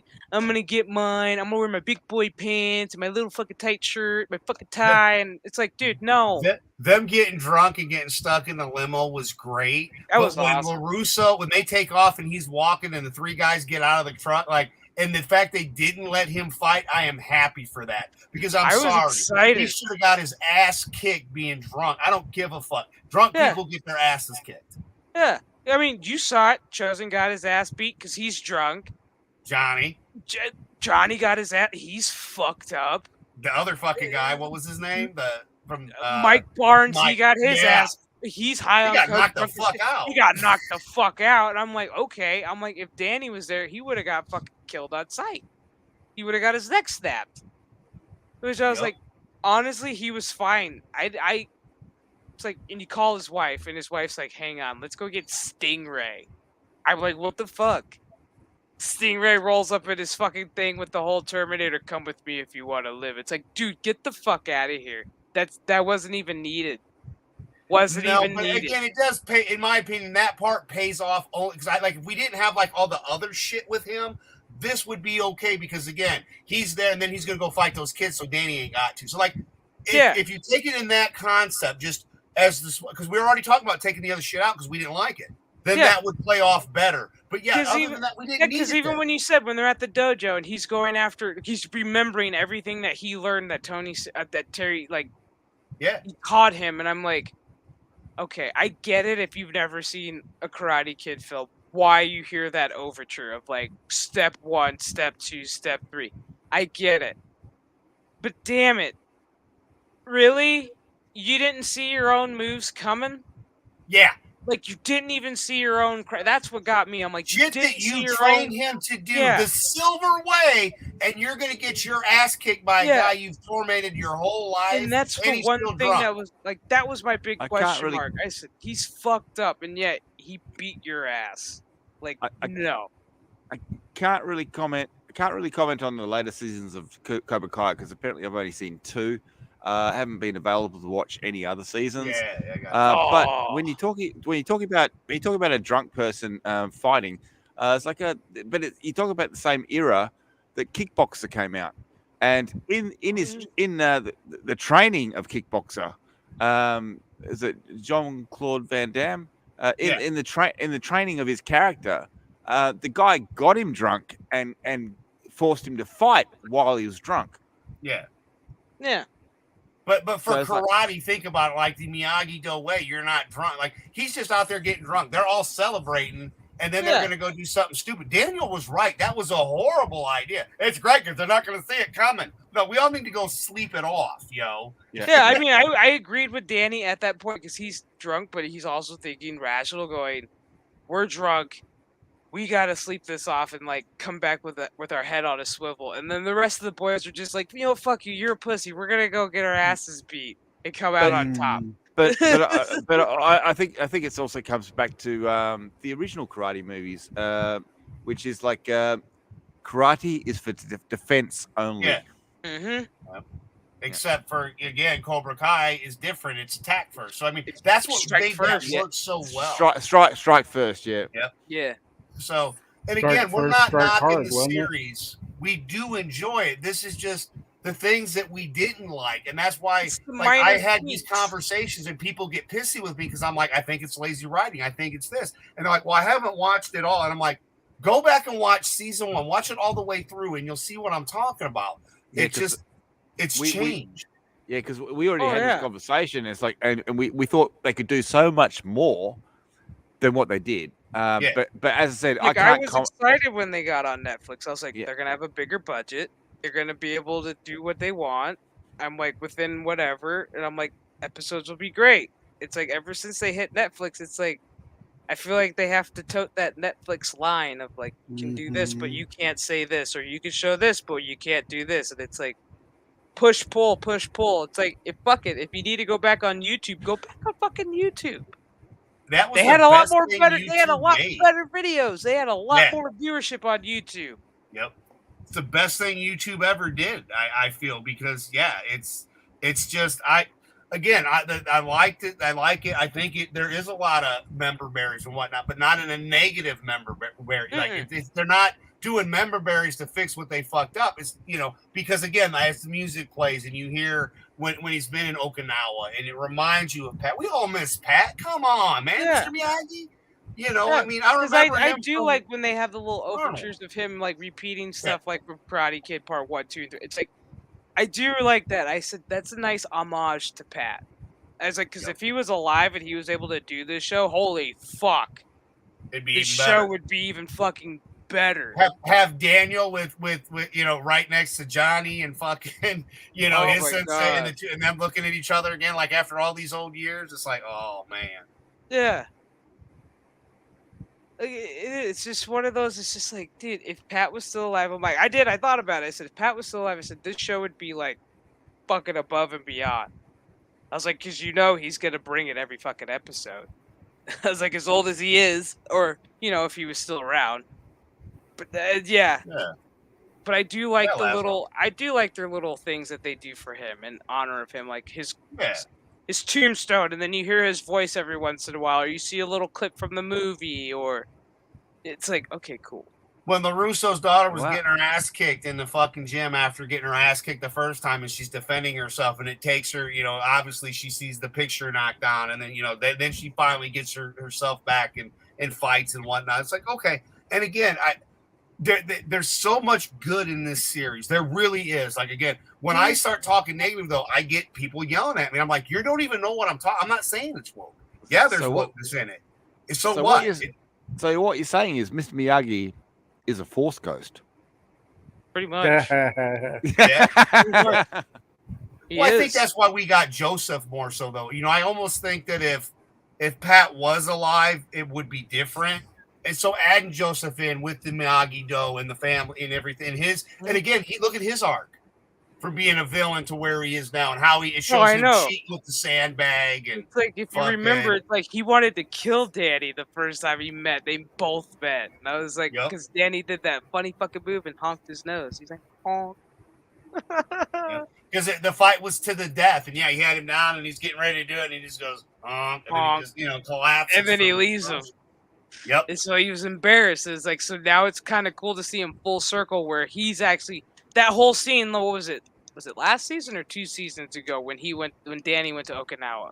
I think it was last season. And then he had, Chosen had his revenge on him by doing the same shit to him. The honk, the honk of the horn, like honking of his nose. Like, okay, now I was like, it's those little things that you go, fuck yeah, okay, I like that. But that's the member. Now you remember why you like it so much. Yeah. Member Berry's done proper, bro. That's exactly. That's how it should be done. Just to catch up, it's like, obviously I've only seen the first 2 seasons of Cobra Kai. When you say Chosen, you're talking about the guy that was his Joseph. opponent. It's Joseph from the second movie. Yes. Okay, gotcha. Yeah, okay, gotcha. Yeah, right. Paul. No, it's okay, bro. Yeah. It's he makes an impact after season 3. That's the ending of season 3, I think. Wasn't that when we got him? Season 3? Yeah, he shows up towards the end of season 3. Yeah. Because he's talking to Daniel's talking at Miyagi's grave, and he turns and he goes, "Will you help me?" And there he is standing next to him, and I was like, that's when I got super excited. I was like, next season's gonna be the shit. Protect the Egg. That was an excellent episode, though, especially when that came through and played the Protect the Egg thing, and it was the iPad. Like, I enjoyed that. I fucking loved how he threw the egg. I fucking love how he threw that fucking flying dagger through the egg. Like, on the fucking, it's just sitting there. He's like, my egg's good, and he's all whack. I was like, dude, no, you're not. And again, like I said, we are fans of the series, but there's just some bits that just, come on, guys. And again, Pat Morita was still alive, he'd be like 90 years old. Yeah. Oh yeah. Oh yeah. Yeah. But I mean, he'd just make a presence, just sit there. Yeah. And say his little Miyagi-isms, and then you're just like, this is a great episode just because we had. I hate to say it though, I think it wouldn't have worked as well with him alive. I think and again, rest in peace. I mean, we wish he was here. Well, I mean, they could have had a first season where they had him, and then it's like the passing of him and moving it on to Danny, like passing up the torch. Yep, and that would have been fine. But you pretty much get that feeling from the get-go with the trees, and he had the tree business and it fucking failed. I'm sorry, I did find that enjoyable. I laughed my ass off when he's like, I tried to sell bonsais and failed. I was like, Danny LaRusso failing at something. As usual, though, from the movies, right? Like, he failed all the time. Yeah, I'm like, okay. And then he would overcome it. So, but yeah, it's one thing he actually failed at. It just didn't matter. Could sell a fucking bonsai tree to save his life. I was like, okay. No. But again, it's been fun. I don't hate it. I think season 3 for me the best was we got because they made Johnny a bitch and you got the history of Reese from the war, and I like that. John Kreese. I keep saying Reese, but Kreese was awesome seeing that bit. And then when we get to him where he's working with Silver, again, that shit was great in the 4th season. There's still some bits and pieces that I was like, could have been maybe changed a little. But overall, the 4th season wasn't that bad. It was this one because it feels like the exact same as the last season because, again, a 3-episode arc for Miguel. And then by the time we get to episode 8, we first see Kreese in the prison. And then Johnny and Daniel together with that note. Well, we'll help you if you give it. And he tells them, and then he gives them the note. And he looks at it, and they're like, fuck you. Fuck We're you, not helping motherfucker. I had to keep skipping back to the original stuff. As I said, I've only seen the first 2 seasons. I can't help you with what you're talking about now. I don't know what you're talking about. But the fact is, like, the funny thing about the bonsai trees is, like, he failed at selling the bonsai trees, but he actually made a business and started giving them away. Giving away. But that makes sense. I can't sell them, but I'll give them away. Well, think about it, right? Like, you got the dealership, you got all these fucking trees. And again, this is something he's passionate. We're passionate about comics, video games, Star Wars, everything. And I mean, again, everything that we're all passionate about. So yeah, we get that. But also, all I'm saying is it does. It's the link in. Yeah, it fit though. It fit. Again, it's the puzzle pieces fit, and it fits in the story. Where other things that they're forcing in that just like again, more Stingray shit we didn't need. Again, did we really need that much time for Miguel's dad? Did we really? See, and honestly, they could have left last season with Kreese and Silver doing the whole international shit. And this whole season could have been Miyagi-Do trying to get into this tournament. Because Cobra Kai would have already been in it. And you would have saw that whole... Like I said, they could have done so much shit. But I am not knocking it. It was a good season. Yeah. And again, you heard what I'm talking about, but yet they're calling me an asshole because of the couple of little complaints. And I don't think it's that many complaints personally. Yeah. I mean, it's just little things where I'm just like, and again, to me, when you go from season 1 and 2, which Peabody has seen, and then you watch, if he skipped everything and watched season 5, even though he's not really you could still watch season 5 off of 1 and 2 and understand what happens. But you would kind of scratch your head and go, okay, the writing has changed dramatically. Yeah. It wasn't a complete it's not a 360. It's a 180 of whoa. Like I slowly saw your change in season 3, and it's like, and now I'm totally seeing your change with season 5. Yeah. It's what the fuck is your agenda? Like I need to know before I even continue on with season 6 and your movie. Hey. Yeah, I mean, if they bring Jackie, now the way to do it proper, in my opinion, because that Jackie Chan movie was shit and it shouldn't be a part of it, but they're going to bring that shit in. Cobra Kai would be the part in this tournament we're talking about, right? Mm-hmm. Like, granted, was it Miyagi-Do with Jackie Chan? I never saw that movie. I never saw that fucking movie. I was like, once I found out Will Smith's kid was in it, there was Jackie Chan. I said, I like Jackie Chan, but you're no Mr. Miyagi, and I'm out. No, I actually think they brought Jackie Chan's sort of style of fighting into the original Karate Kid movie, as in especially in the second movie, it's like everything is an opportunity, and in Jackie Chan movies, his main thing is like everything around him he uses as a weapon. Everything around him, it doesn't matter what it is. And then I think they actually brought that in, especially in the second Karate Kid movie, where a handkerchief became a weapon. It's like if they drop a handkerchief, you can bring the handkerchief up and punch them in the nuts. So it's like but I did think they brought a little bit of Jackie Chan into the actual original stuff. So when Jackie Chan came in, I didn't see that as too bad. That's just me. I just never saw the movie, people. I mean, and Chef had me. I just never cared because I'm just like, I at that point, because we'd already had what was the other one that was bad with the girl, and I'm just like, Hilary Swank. Yeah. I mean, again, by the time the first one, great in our ages. The second one, sure. Third one, not so much. Then Jackie Chan, I never watched. I'm like, I don't care, and it didn't have anything to do with Will's kid either, because that didn't bother me. Again, because I'd be a racist if I said it did. But is the movie is it a fucking reboot, or is it its own thing? That's exactly right. It's like, is it a reboot? It's like I thought it was fairly good, but it should have been its own thing. Okay, thank you. And the other thing is like they actually because I mean the Karate Kid is in Japanese. And I think wasn't the second one done in China? Okinawa. It was in Okinawa. Yeah, Okinawa. No, it wasn't Okinawa. Yeah, that's where they went. Yeah, it was. That's where they went. They went to Okinawa in the second one. That's where Miyagi. No. I'm talking about the reboot. That was in China. We haven't seen the reboot, Peabody. None of us saw it. You're asking people that haven't seen it.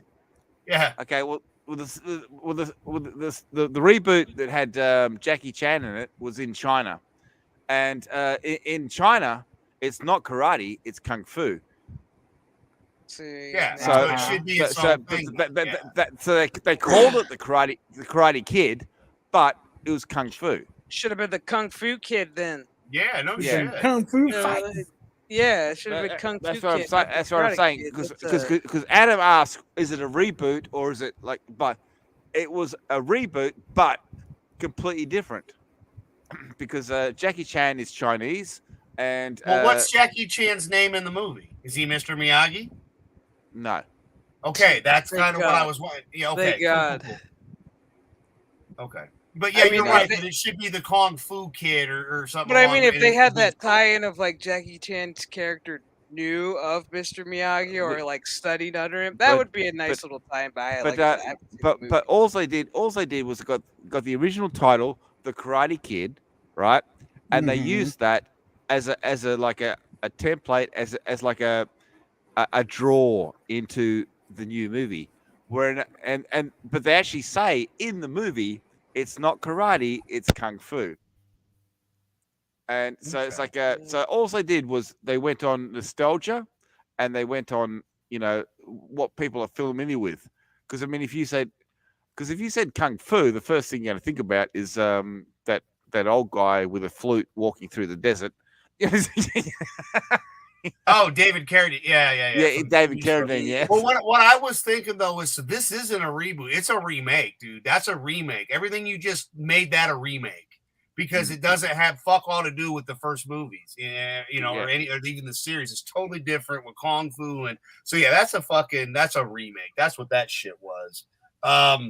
Because basically, if you think about Cobra Kai, could be considered a reboot because it's still continuing the stories and whatnot with the original characters and adding new. Where what you just told me is a remake, in my opinion, of what those words mean. It's not. Yeah, but they wanted to do like a continuation, but it's not a continuation. It's something completely different.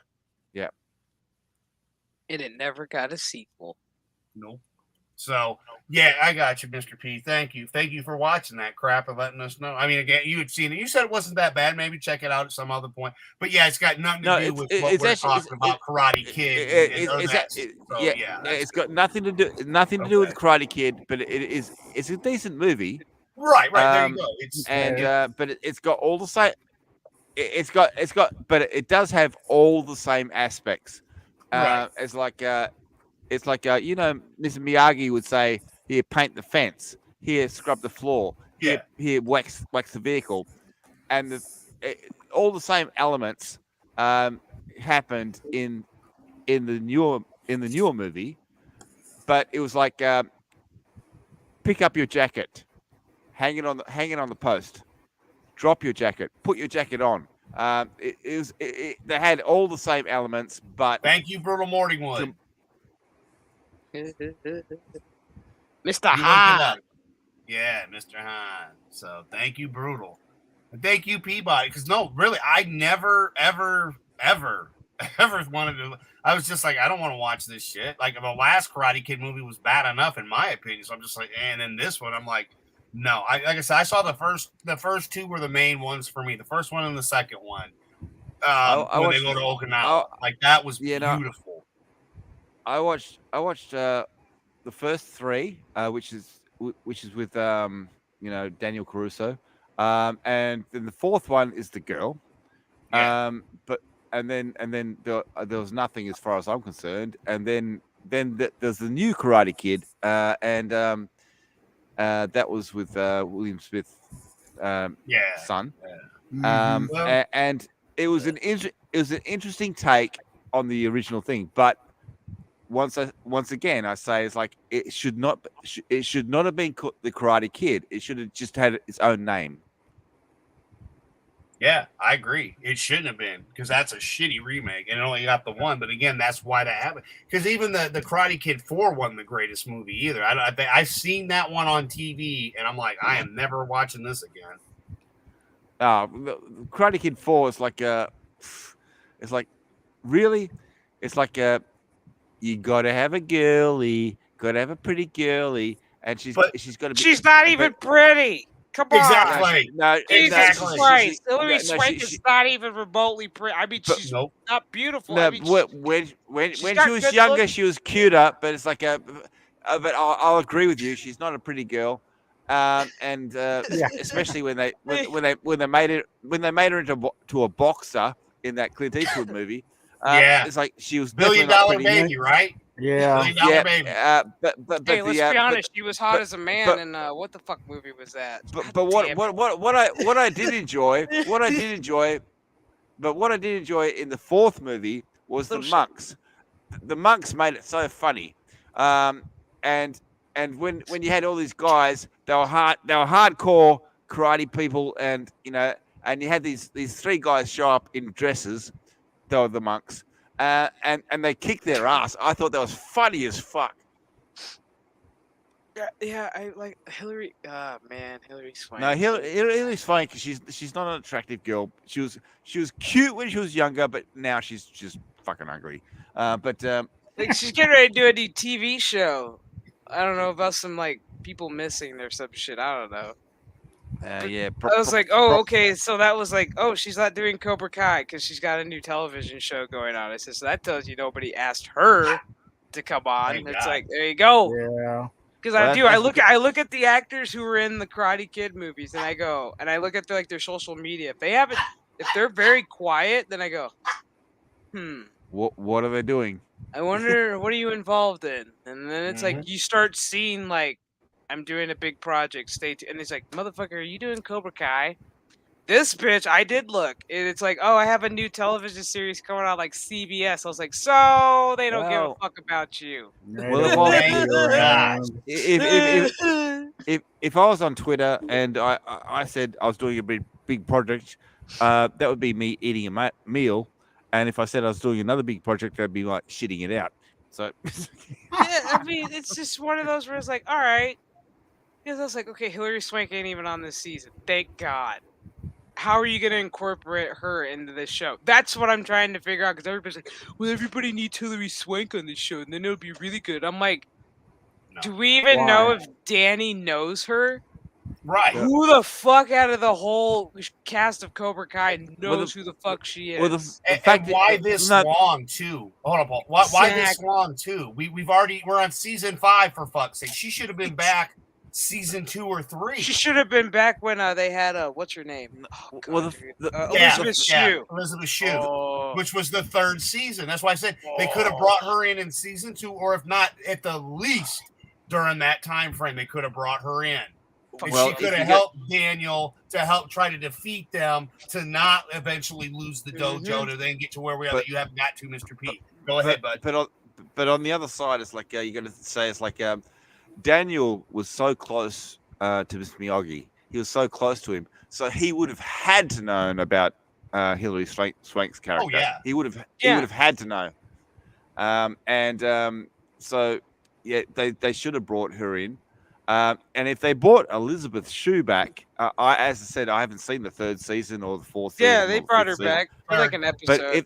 But if they brought her back, it's like what the fuck? It's like they even brought back the original girlfriend that Danny had from the Karate Kid. It's like, come on, like dude. And the fact is, the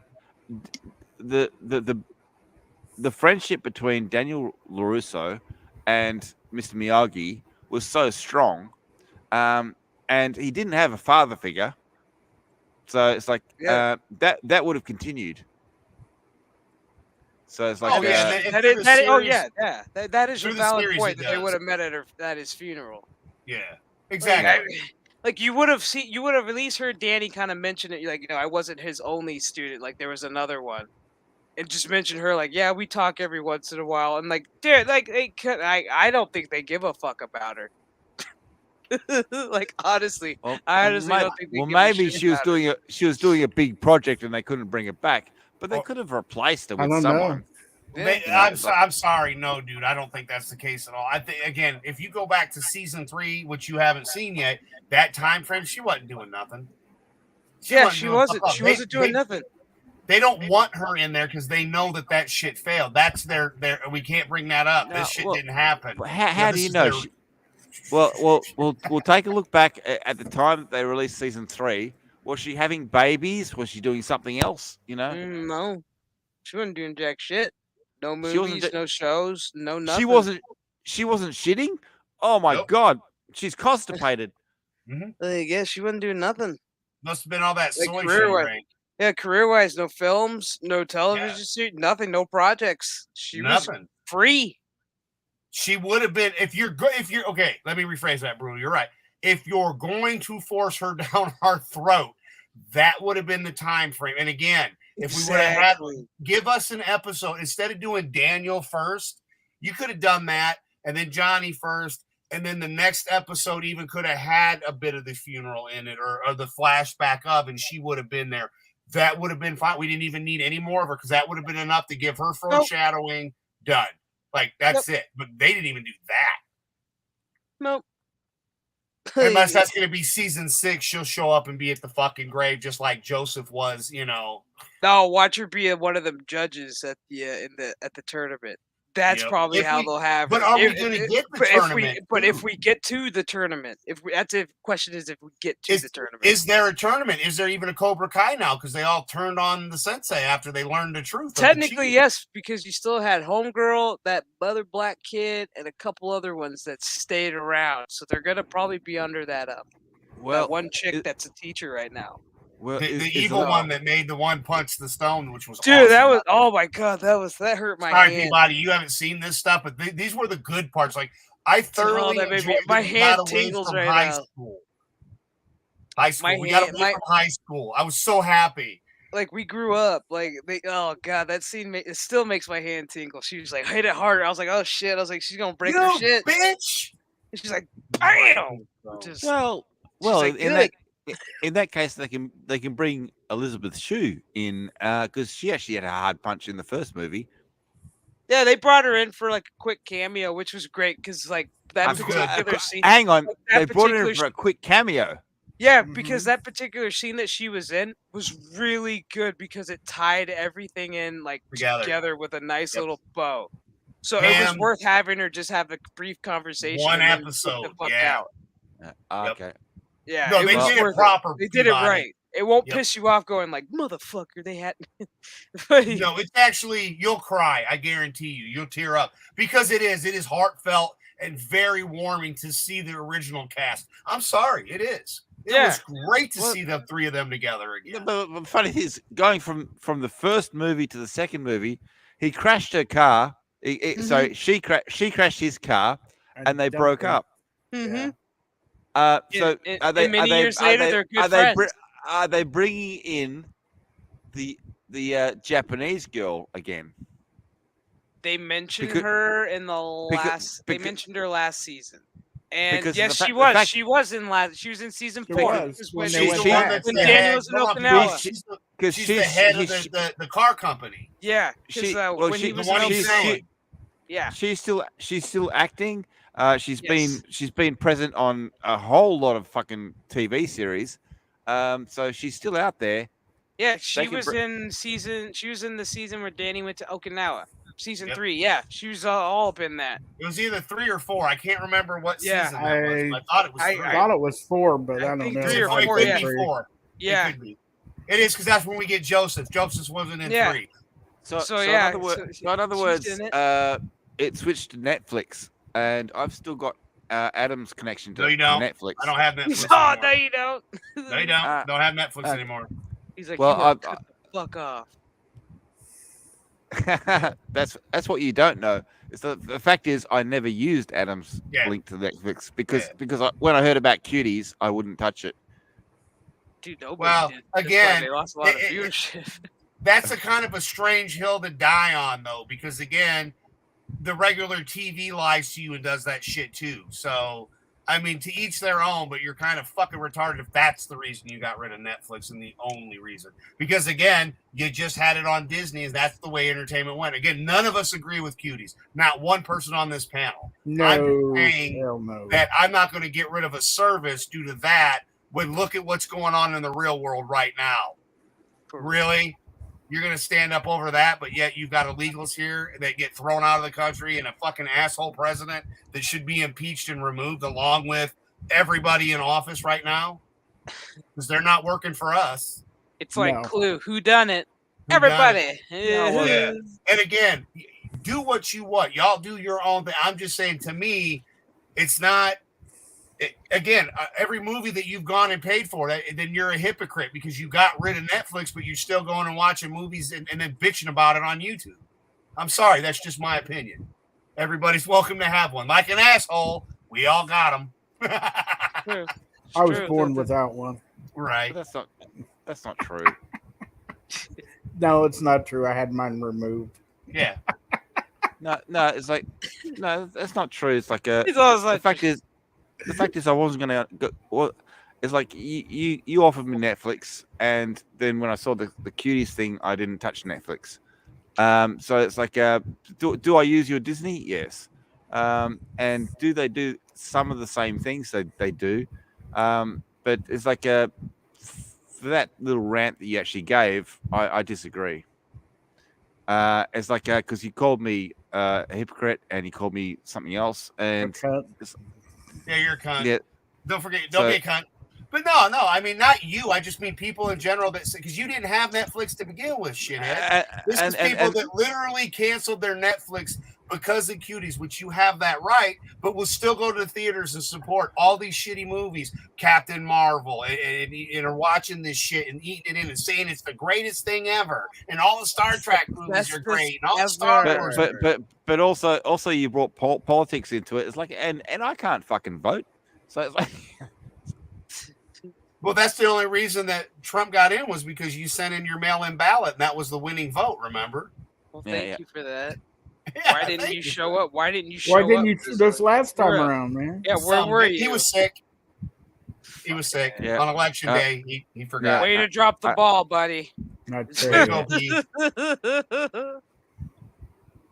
to go, Pete. Oh, Jesus, I forgot I changed your name on here. I don't even remember. Why were we calling you Mr. Hook? That was a couple weeks ago.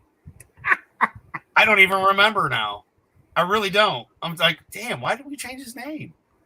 Mr. I mean, apparently I turned our names off because I'm just now realizing our names aren't underneath us. Oops. No. Oh, well. Nobody needs to know who the fuck I am. You don't need to know who the hell I am. People know. I mean, obviously people know who we are. And I love that Laszlo came and was like, holy shit, Chef's on the panel. Yes. Right, without even knowing my name. Look at that. Without even knowing the name, babe.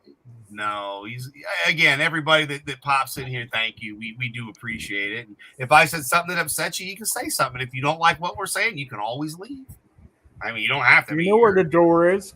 Just hit the like button on the way out, please. Maybe share, subscribe if you haven't. We're trying to get to at least 100, and I'm at 99. I could use one. Want one more? Please? Yeah. Anybody?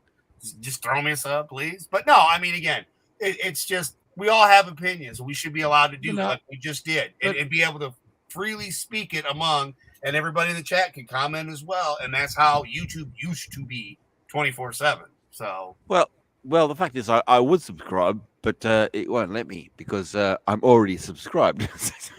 Well, what's wrong with you? Shouldn't you make another account and help your brother out, you some bitch? I mean, we are right. I can do that. Yeah. I bet that the other account you didn't sub to me though. No, but again, man, like I didn't even expect it. The last time I looked, like Tina joined, and I was like, awesome, thank you, Tina. I even mentioned on one of Etep streams, and I was like, I was like, yeah, got to 90, thank you, Tina Bojan, because it was her that put me to 90, which I did 99 now. So, and again, it's not about numbers, but sadly on YouTube, it's about numbers. All of us on the panel, we just want to be here and be able to do this for you guys and have fun. But the algorithm doesn't share me at all. That's why you have to self-promote and go on Facebook and Twitter and all these other places and have you good folks in the chat that know we're going to be here. And so thank you all for always coming and hanging out with us, no matter what it is, whether it's a stream that gets canceled for no reason because of a certain dipshit that decides he's going to share something on fucking Twitter and we get in trouble for no reason, even though we basically just had his tweet. We were kind of talking about it. I mean, we no more than barely started talking and we got shut down. No shit. So, yeah. Fuck you, Tim Pool. Still, I hate that fucker. So all you fans of Tim Pool, well, you can tell him that super fan Adam Shawhan says, fuck you, Tim Pool. I don't know. The only time I watch him is when he has Joe Rogan or Alex Jones. That's the only fucking time I watch Tim fucking Pool. Other than that, Or when he gets swatted because he likes to leave his stream up there, so I'll watch it. So I like watch the cops go through it. I'm like, dude, just delete all his shit. Just pour coffee all over his shit and just just oops. Oh yeah. It's like I know the cops are paying attention to the chat.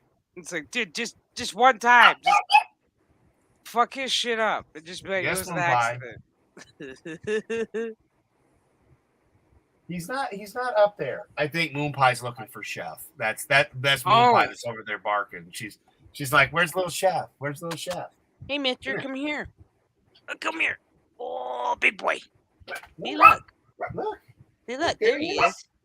See? Look, she's picked him up for you. Look, there he is. Yeah, there he is. See? You happy now? I know. Yes, Lizzie. Oh, okay. Right. You're such a mama's boy. Yeah, you are. Get out of here. Thank you. Yeah, he's a good boy. Look at that pretty puppy. God, he's such a big boy. He's over 10 pounds. You wouldn't know it. A little 10-pounder, man. I know. He's just growing. It's like, fuck. I remember when you had him on that very first stream. He was so little. Oh my god, yeah, remember that when I first brought him on the street? He was so fucking little. He's a little He made guy. his debut. Yeah. He's so fucking little. Now he's just this son of a bitch. Yeah, I said it. Now that his balls has dropped, he thinks he's all that. I know. He thinks he's got power now. Yeah. I have the testicles. Well, you hear him barking in the background at the bigger dogs and stuff. You know? It's like you hear the big dogs and you just hear him go, I gotta fucking go do my thing. Now's my time. And you just see him just strut out there. One of these days I'm gonna record it. Right. So you guys see how like he puffs up his chest and he like walks out there all big and bad, like, and he kind of like smells the air, takes a moment, and then he starts barking. I'm like, dude, you gotta have this big dramatic build up, son. Like nobody's watching this but me, but he's just like, I gotta have my moment in case He's everybody. like, somebody might be watching. Somebody might be watching. Like, all right, finally, nice. Like I want to get him in the puppy. Sorry, bowl. it took me a while to actually work through that because I actually had to log myself out, log myself back in, blah blah blah. But yeah, Mr. Peabody's Ma is now subscribed. Hell yeah! So how many you got now? It shows 99, but it always takes them a minute to like catch up. Yeah, it'll take you a minute. Yeah, it still shows it, but yeah, again, it's one of those. They're always slow.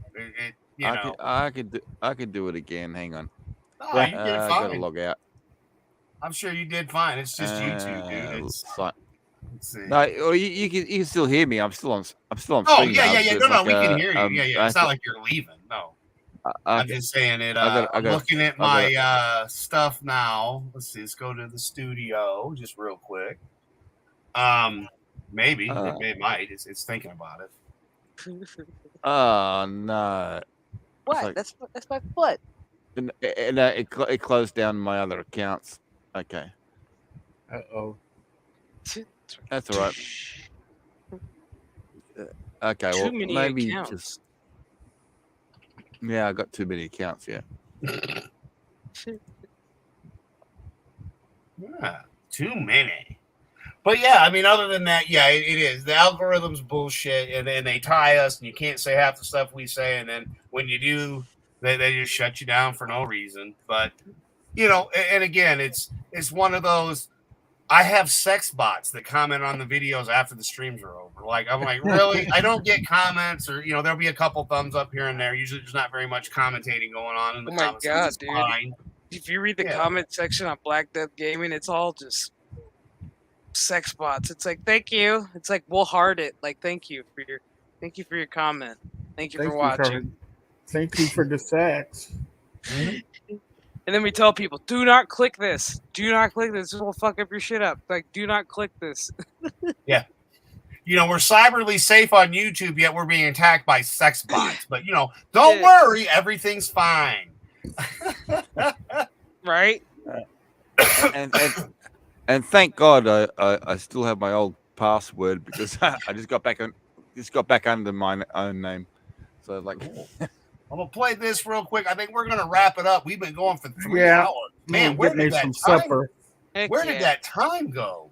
Time flies when you're having fun talking to good people. Exactly.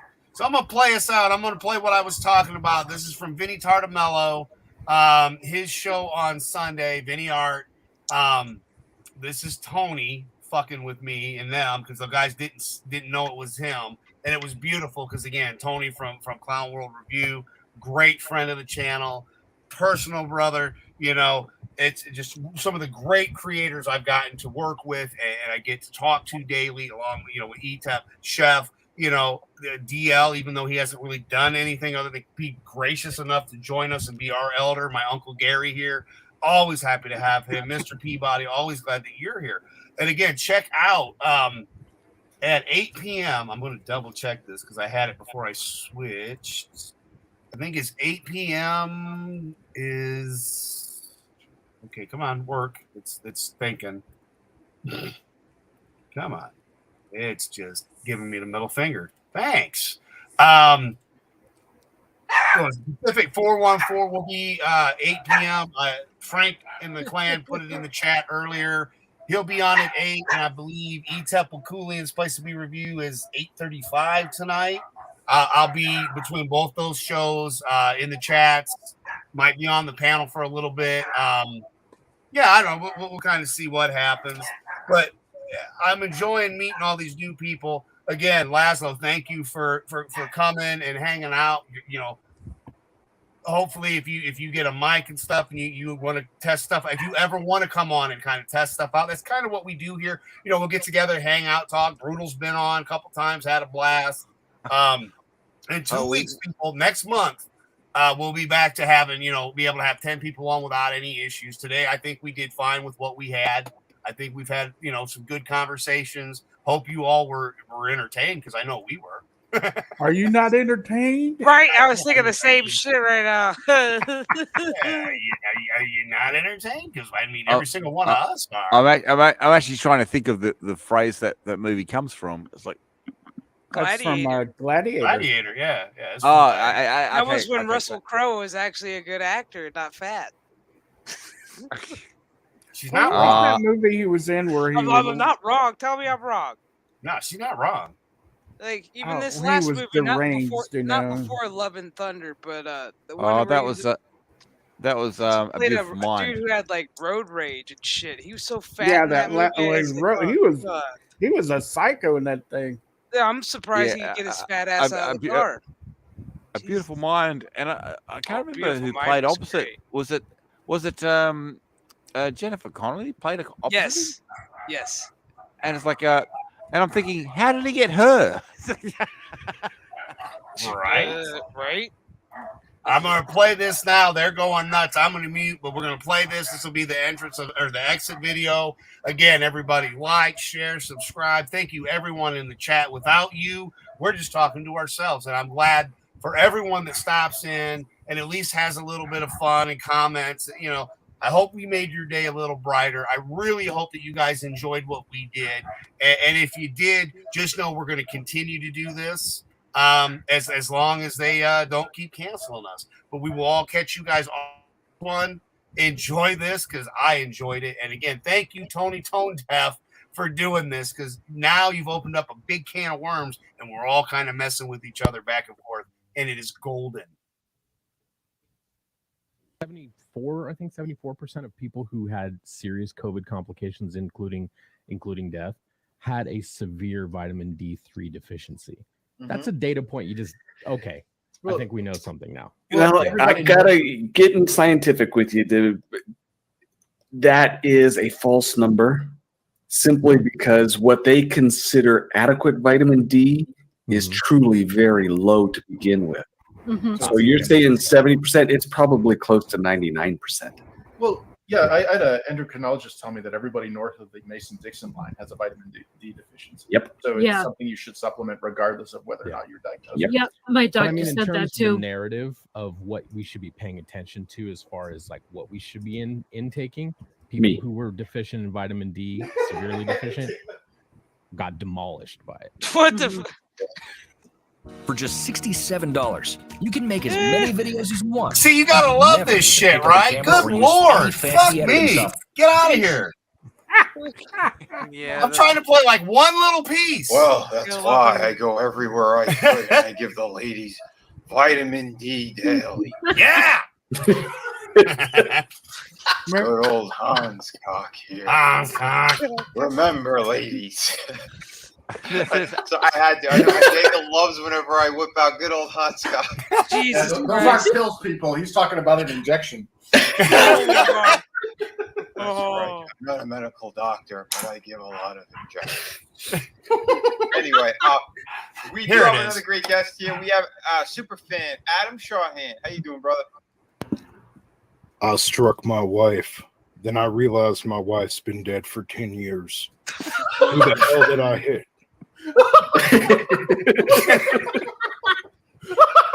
Oh my God! It's Tony. It's Tony. He fooled us. It was me, Austin, all along. Sounded just like you, Adam. I know, right? That was So, like, savage. I'm sorry. Like, and again, we were gonna exit on that, but that's the kind of fun we're having. I apologize, everyone. I had it set up, and for some reason, it jumped back when I hit play. I don't know. That was the fun from Sunday night. Again, Chris Fisk was on that panel. You know, Adega Knight was on, or Outlaw was on there as well. Adega Knight, Jesus. You know, a great bunch of people and fun. You know, I thought the percentage of vitamin D that they kept on pulling up. It's like, I was like, what? And then the other guy comes up and he says 99. I said, I was thinking, what? It's like, do they realize how these things work together? It's not just vitamin D, and it's not just that. You'd have to catch. Hold on, Peabody. Hold on. Stop. You'd have to hear the whole thing, and then the whole talk. No, I'd have to hear the whole thing. You didn't hear. You weren't supposed to hear all that. There's more to it, and it was that we're not going to play because I'd like to not get fucking a second strike. But it basically was a lot of people that did pass had a very low D3 count. No, the fact so is, that's what. Shut up. That's what they found in